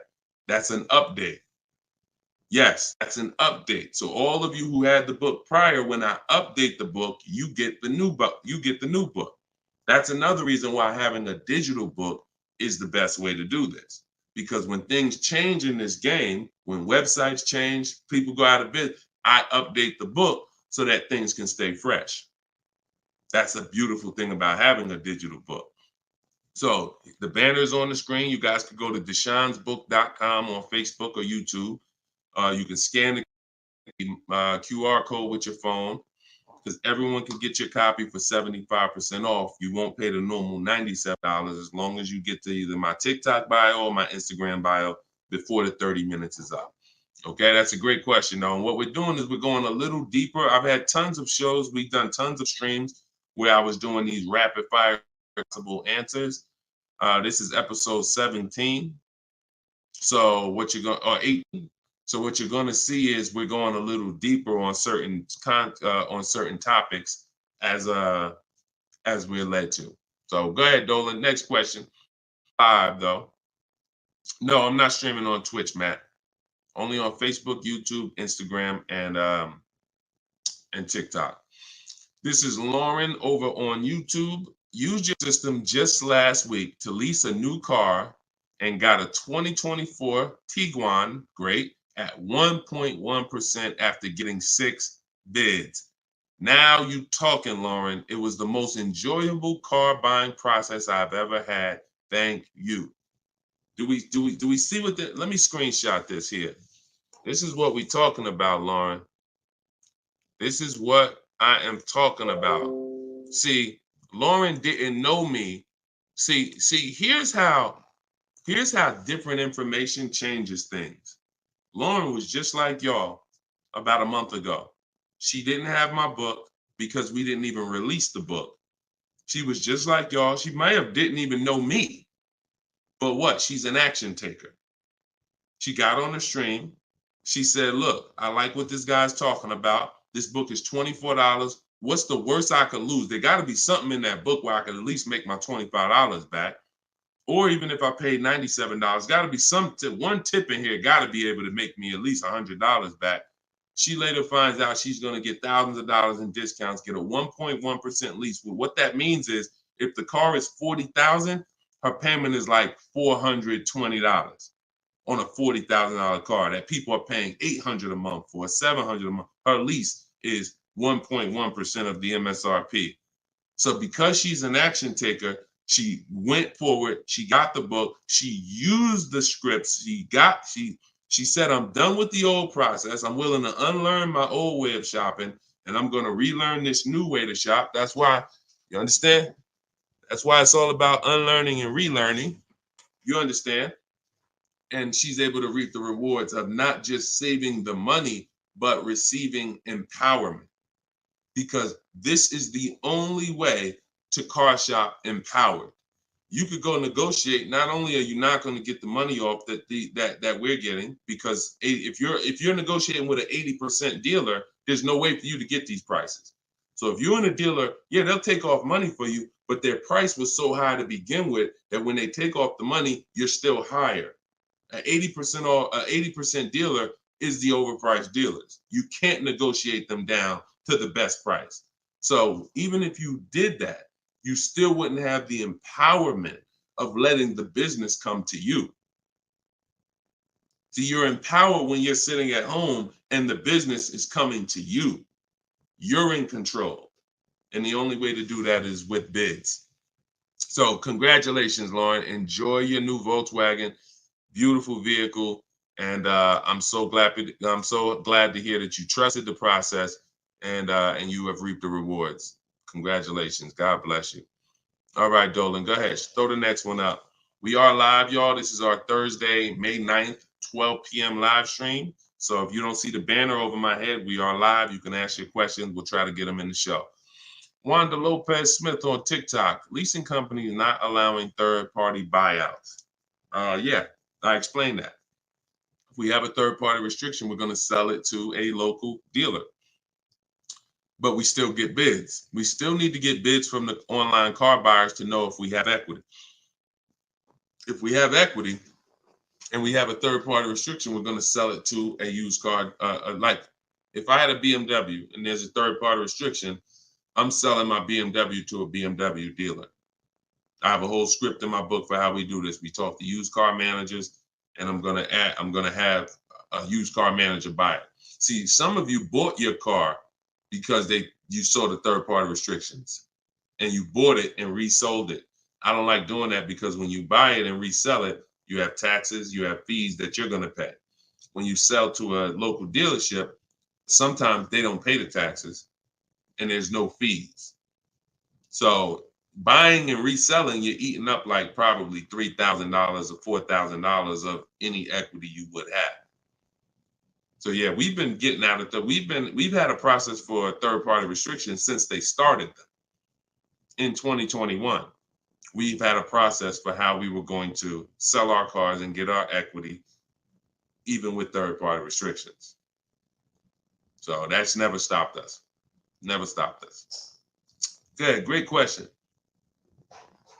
People like the live view have no clue how valuable his information is. Appreciate you, Belle. Thank you so much. Only people that know how valuable the information is people who use it. People who watch, there's a saying, you can't be a hearer of the word. You want to be a doer. A doer. A lot of people hear. A lot of people hear because we want our ears tickled.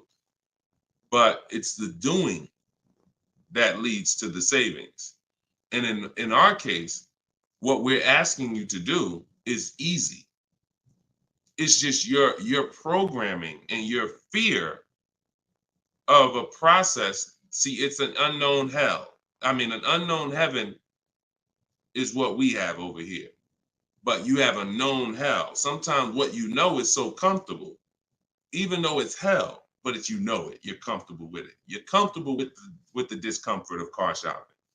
So this is what, Deshone, everything you're saying, that sounds hard. Sitting at home and doing these copy and paste things and having this, that sounds hard. That's just your fear. That's your programming talking to you. That's not reality. Because in reality, you see people like Lauren who just came on and you see this is the easiest way she's ever bought a car in her life. This is the most money she's ever saved in her life. Look, you got people like, look, Matt, happy to share. I've officially graduated. Huge thank you to Deshone, building such a great system, answering all my questions along the way. Lease details. You got a $56,000 Hyundai Palisade calligraphy, 1.28% lease. Highest quote was $1,167 a month. He got his for $719. The highest quote he got from an 80% dealer was $1,167 a month. He got his for $719. Sitting at home, getting bids. So for those of you who want to know, like, I do have a car buying school. It's called Maps Academy. You want to know more about it? We have a comment in there. You can attend my free masterclass. I don't let anybody in my school who has not gone to my masterclass. Everything you're doing wrong, buying, selling, and leasing cars. So there's a comment in there for the comment section, and we have a link in my bio for you as well, who, if you think, you know what, I want to see about his online buying school. I don't care, because the system that Matt says, Deshone, thank you, Deshone, for building such a great system. The system is the same. So, but you have to be an action taker. And because the system is simple, and it's in video form, and it's in book form, and it's in my free live video, my free streams, you just get it where you could get it. But there's no excuse for sitting at home car shopping the old way anymore when this information is available and it exists and it's 3 years old. This isn't new. We have hundreds of people. You're not oh, let me take a chance and see if this will work. That ship has sailed long time ago. Long time ago, that ship has sailed. But the action takers are going to win, not just the hearers. People listen, oh yeah, this sounds good. Of course it sounds good. But you won't reap the results until you become an action taker on the information. Okay, so those of you who want the book, it's in my TikTok bio, it's in my Instagram bio. You'll have access to these strategies for the rest of your life. All right, Dolan, shoot the next question up. We got some great questions coming in today. This is our Thursday, May 9th live show. So we are live right now. It's our 12 p.m. stream. Melanie from TikTok, what do you recommend for a young adult that is first-time car buyer that has no credit? I would recommend you save up. You get something that we call a smart car. That's not one of those little cars that you heard. It stands for saving money at the right time. I got a car that's my point A to point B car because I work from home. I got a car that was literally $4,000. I got it from a grandfather over in South Orange. He was 98 years old, and he still drove until he couldn't drive anymore. Car had 72,000 miles on it, and I got it for $3,750. Literally, I got it a year ago, so that was, it was an 08 Pontiac G6, 70,000 miles. And that's something that I drive from point A to point B whenever I want to do my run. Because again, I work from home. Most times we take the truck, but if my wife's out, I'll take the car. But I didn't need to spend $10,000, $15,000, $20,000 on a car that I'm driving twice a week. So what I would tell you for you is, if you need transportation, you want to get it reliably, save up some money, get yourself a private party sell on Facebook, pick it up for a couple grand, but you have to be diligent. You want to find it from an owner. You want to find it from an owner who's not driving too much, who maybe they got a second or third car in the family, and that you don't want to deal with these dealers on Facebook Marketplace perpetrating as owners. The owners know the history of the car. They've had it for the last 8-10 years. You want somebody that can tell you, yeah, my little son, this is where Jeremy took the car one day. He was driving to the grocery store. He backed into a car over there right here. You want a person who knows that, not a dealer who just picked up the car and now they're trying to sell it to you for $2, $3, $4 grand. So that's what I would be doing. I would be getting me a very reliable, inexpensive car that I can actually get to work with, make more money. And then once I make money, I will be choosing whether I'm buying or leasing based on if I'm going to keep the car for 8 more years. Whenever you get into spending real money on cars, over 12, 15 grand, this is when you start wanting to ask yourself, am I going to keep this car 8 years or not? Because once you get these cars and build up your credit, Melanie, another thing you should be doing is getting a credit card, not using it, pay it off every month, spend $20 on it, pay it off so you can get your credit up to a 700 score. You could be at a 700 score lightning fast before the next 12 months. So now what you want is you want a car to drive, get you to where you're going, but then you want to be building your credit now. So now when you're like, okay, I got a job, I'm making money, I want to get me a different car. Am I going to buy it or lease it? And if you're not keeping it 8 years, you want to go for the lease so that you could drive a brand new car for pennies on the dollar, as long as you keep following what we're teaching and getting great lease deals. But if you're keeping the car for 8 or more years, then you would go and you would buy a car, not lease it. But in order to do that, you want to set yourself up and get yourself up to a 700 credit score. So you should follow somebody like Shonda Martin. She's on all the platforms. Shonda Martin, this young lady is a guru when it comes to credit. She does a lot of live streams, a lot of Q&As, just like me. But yeah, you got a great path. But don't go out there and do what a lot of people do and finance a car, no credit, your first car, you're going to go buy it. Now you're getting a $20,000 car. You're going to probably pay, $500 a month for it. And now that car is going to be a long-term thing because it's just too expensive. And you just don't follow the traditional route is what I would tell you. All right. I'm glad. It's my daughter. She has a full-time job and now searching for a car. Okay. Perfect, Melanie. I think that's a great plan. Because the thing about that car that you're going to get for Facebook Marketplace is whenever she decides that she's ready to finance or lease a car, she can sell that car and get all her money back. If she finds a great car on Facebook Marketplace for $4,000, $5,000, you guys can sell that car and get the whole $4,000 or $5,000 back. You'll get 80-90% of it back. And I like to get whenever it's going to be a short-term thing, I don't want a car where it's going to be a burden to me later. We want to get a car that does the job now. I know with this Pontiac, whenever I choose to sell it, because I'm actually going to get a car. I've been waiting to get a vehicle that I want for a number of years. And when I do go get that, I'll sell this one, but I'll get everything back that I spent on that car. I'll get it back. So it's just strategic. It's a great way to move when you know these cars are not costing you money. You're breaking even on them, and it's just great. So that's what I would say, Melanie. That's what I would do for my own daughter. Okay, go ahead, Dolan. Shoot the next one up.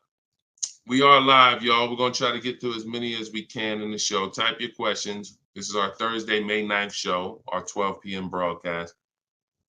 So, Sir Francis on YouTube.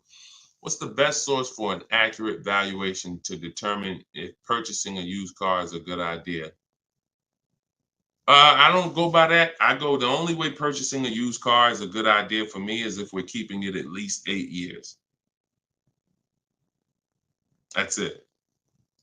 If you're not keeping it at least 8, are you keeping the vehicle at least 8 years?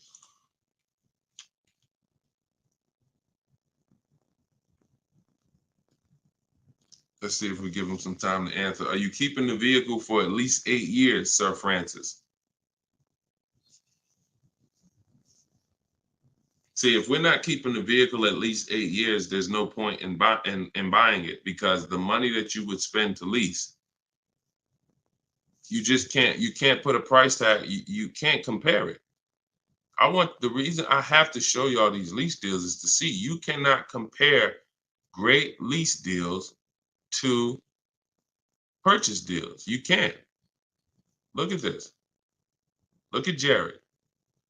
Jared followed the leasing like a boss system. The leasing process went quick and exactly like you said it would. Sent the emails. We had multiple offers to work with. Trusted the process. Used the scripts. Got the lowest offer from $565 a month down to $520 with a counter offer. Look. That's probably a $40,000 vehicle. I don't have it up in front of me because I cut the rest of his post off. But look, 1.28, $56,000 vehicle. Even if you were buying a used version of this. So let's just I want to show you this. Let's just say instead of leasing like Matt did here, he got a $56,000 vehicle for $719 a month We already know with $1,000 every, with $100 a month on every $5,000, this $56,000 vehicle is about $1,100 a month. Every 5,000 bucks is $100 a month on a 5-year finance. So $56,000 vehicle, we're looking at literally $1,100 a month, $1,100 a month payment. Let's just say though he bought this car used. He didn't understand leasing. He found a used one. So instead of 56, let's say he gets one for, let's call it instead of 56, he gets 26 grand off. Let's say he gets it for, hold on, let me do percentages. I don't know why I can't do math right now in my head. Let's say he gets it for 38. Let's use something that's really conservative and good. He gets it for 38. So a $56,000 Hyundai Palisade, he finds an incredible deal on a pre-owned one. He gets it for 38. Once his taxes go in, he's at 40. What's his monthly payment, y'all? If every $5,000 is $100 a month, what's his monthly payment for 40? See, it's all about no money down. If you notice, every time we're comparing numbers, we're not putting any money into the deals. See, when you're not putting any money into the deals, you can easily compare the deals. That's why all we do is shop with no money down, because it's easy to compare the deals. In my book is No Money Down Mastery. You're going to find every strategy I teach you doesn't involve money. It doesn't involve money, because when you want to put money down, that's different. But money down should be after you have assessed the deal already. So, those of you who want your copy of Cars from Home, 7 Steps to Saving Time, Money, and Avoiding Dealers, go to my TikTok bio now, get your copy for 75% off. Go to my Instagram bio, get your copy. But look at this. I'm asking y'all, what's his payment? Let's see if we got anybody that chimed in. If he didn't get this brand new one, if he didn't get this brand new Hyundai truck, he got a used one. So instead of 56,000, he got his for 38. Great price. He found one for 38,000, low miles. Now taxes are in, and he's financing 40,000. What's his monthly payment?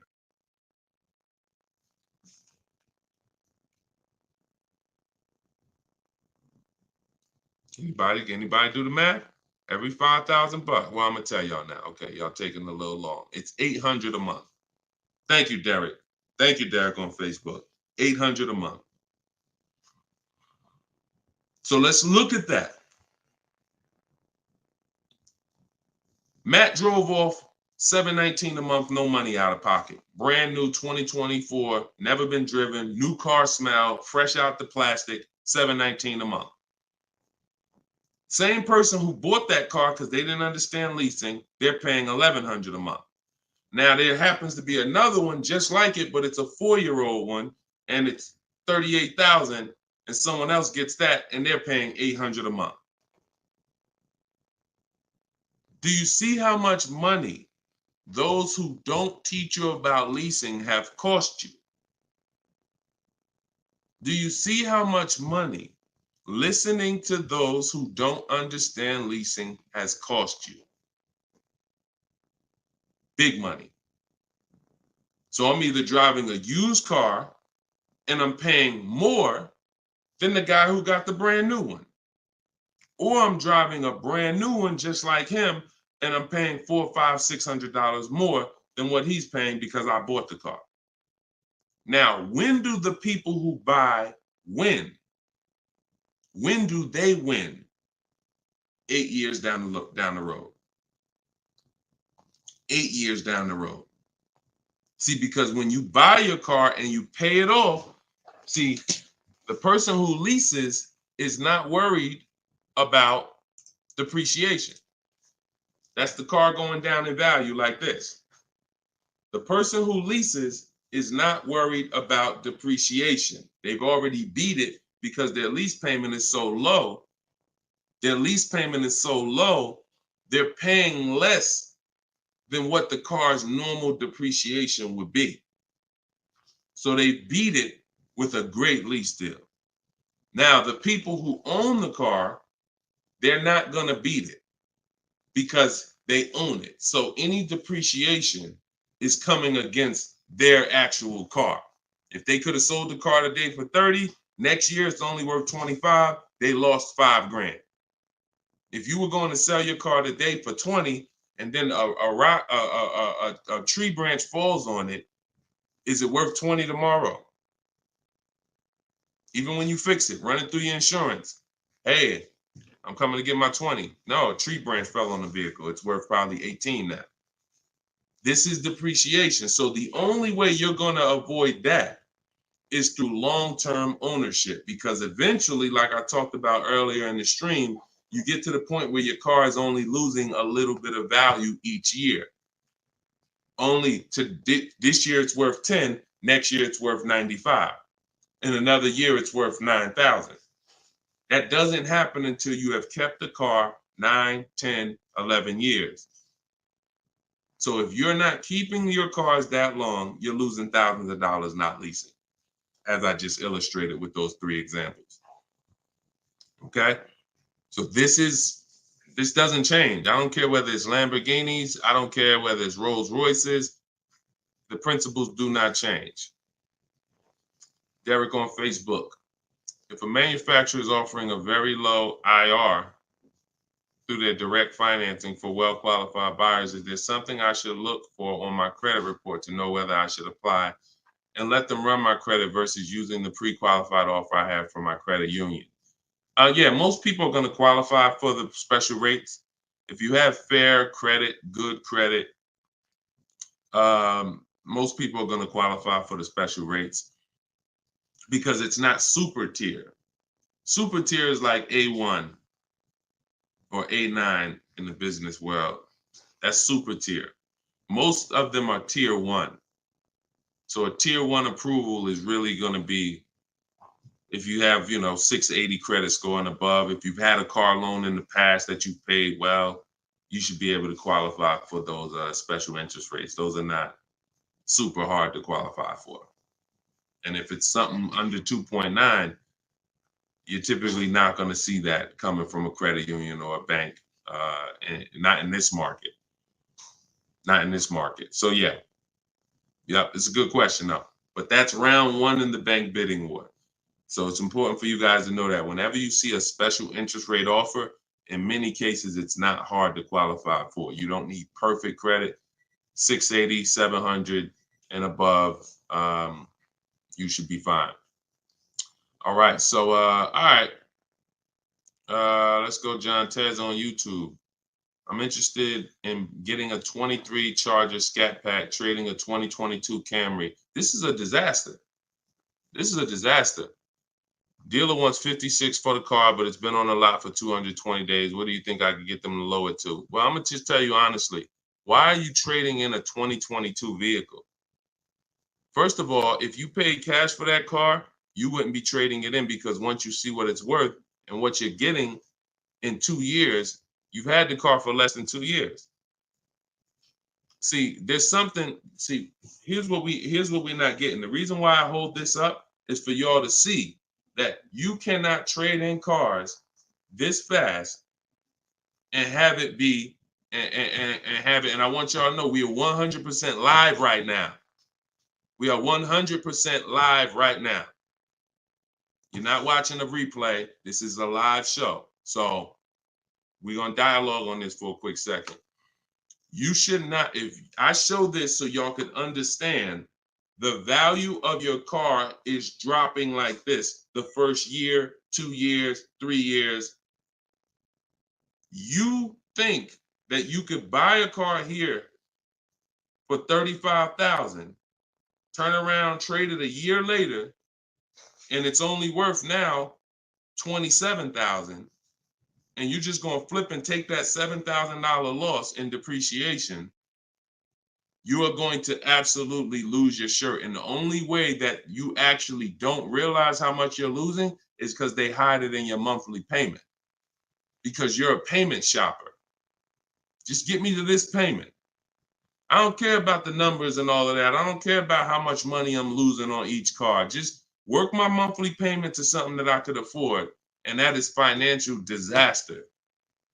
because there is no way, if you were coming and you were writing a check for this, if you came in and you bought that 2022 Camry and they said, okay, it's going to be 35 grand, you know, whatever, and you wrote a check for it, and then you came back a year later and you said, all right, well, what y'all going to give me for my 22 Camry? And they said, all right, well, we only give you 25 for it. And you said, wait, I just paid 35 for it last year. You ain't giving me no 25 for it. You would never take that. But payment buyers take those deals all the time, because what they do is they give you the same 25, but when they finance it and stretch the loan out, they're like, see, and your new monthly payment is only $50 more than your old car. And you like, man, this sounds like a good deal. It's a horrible deal. It's not even a deal. It's a horrible offer, but you're not trained to see it. So whenever I see somebody who's switching from cars that are less than 2 years old to a brand new car, you're not talking about leasing it. So you're still in the mindset of, oh, I could buy cars, switch them, buy cars, switch them, buy cars, switch them. You absolutely are losing thousands of dollars on every single car you buy.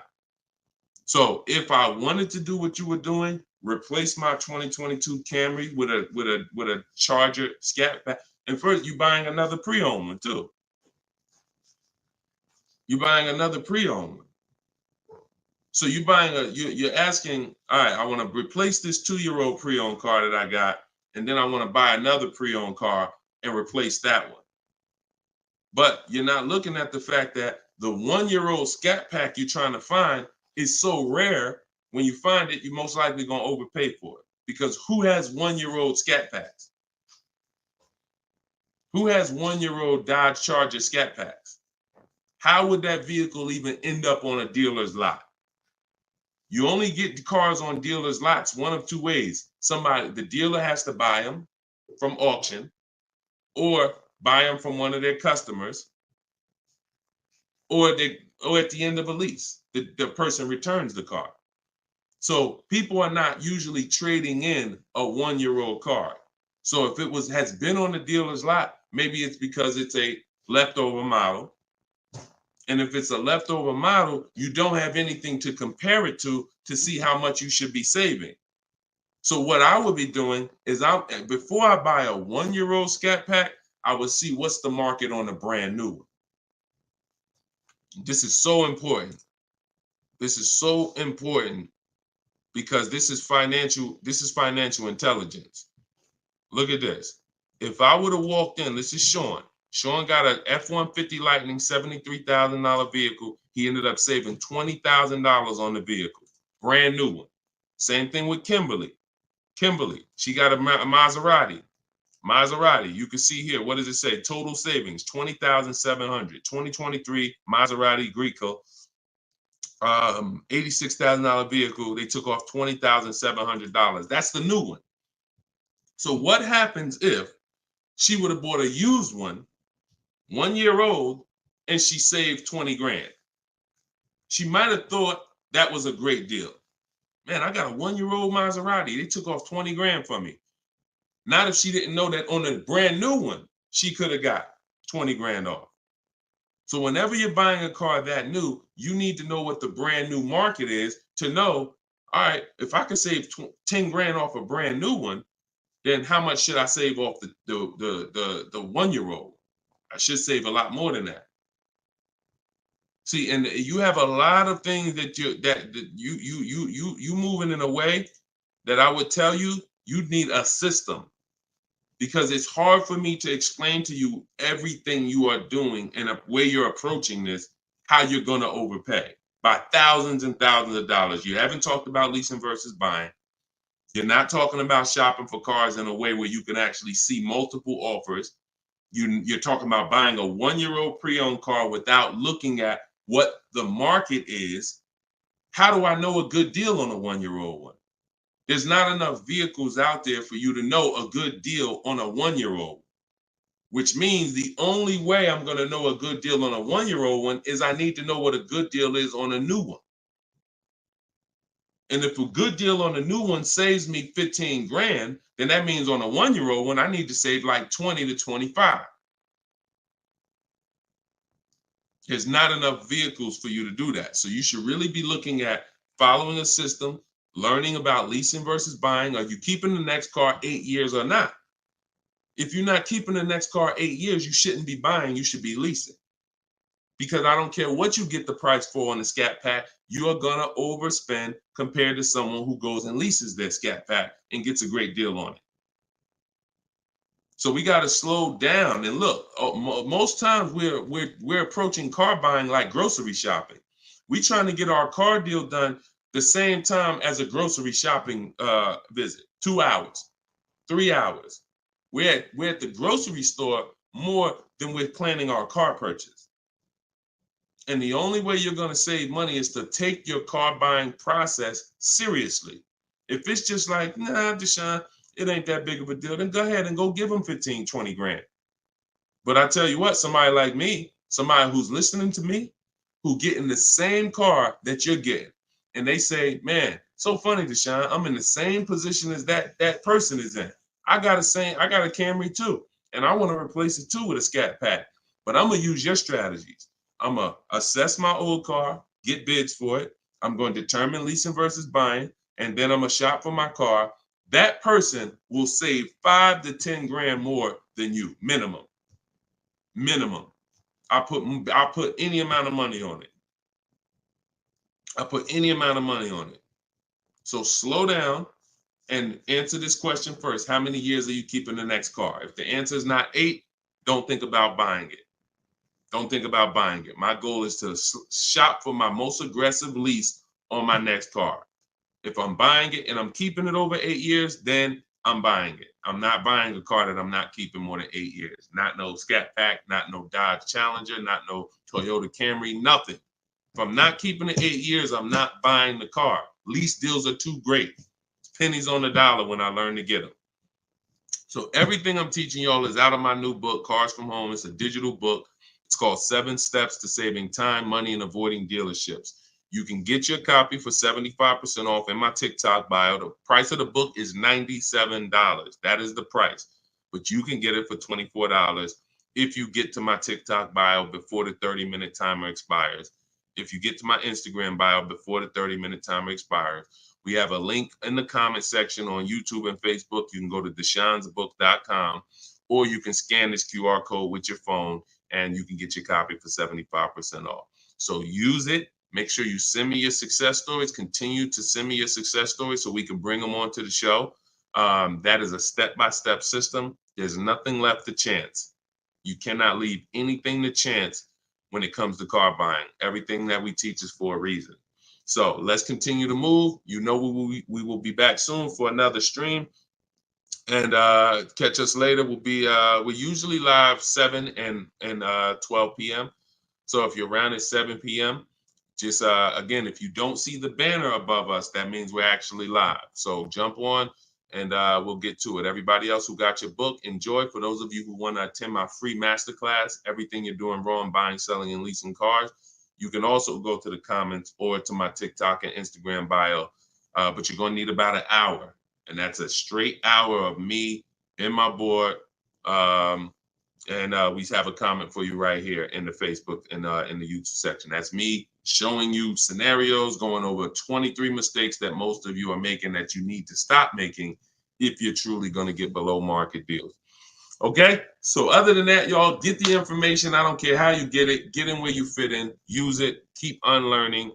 And let's keep saving this money. All right, God bless y'all. See y'all on the next one.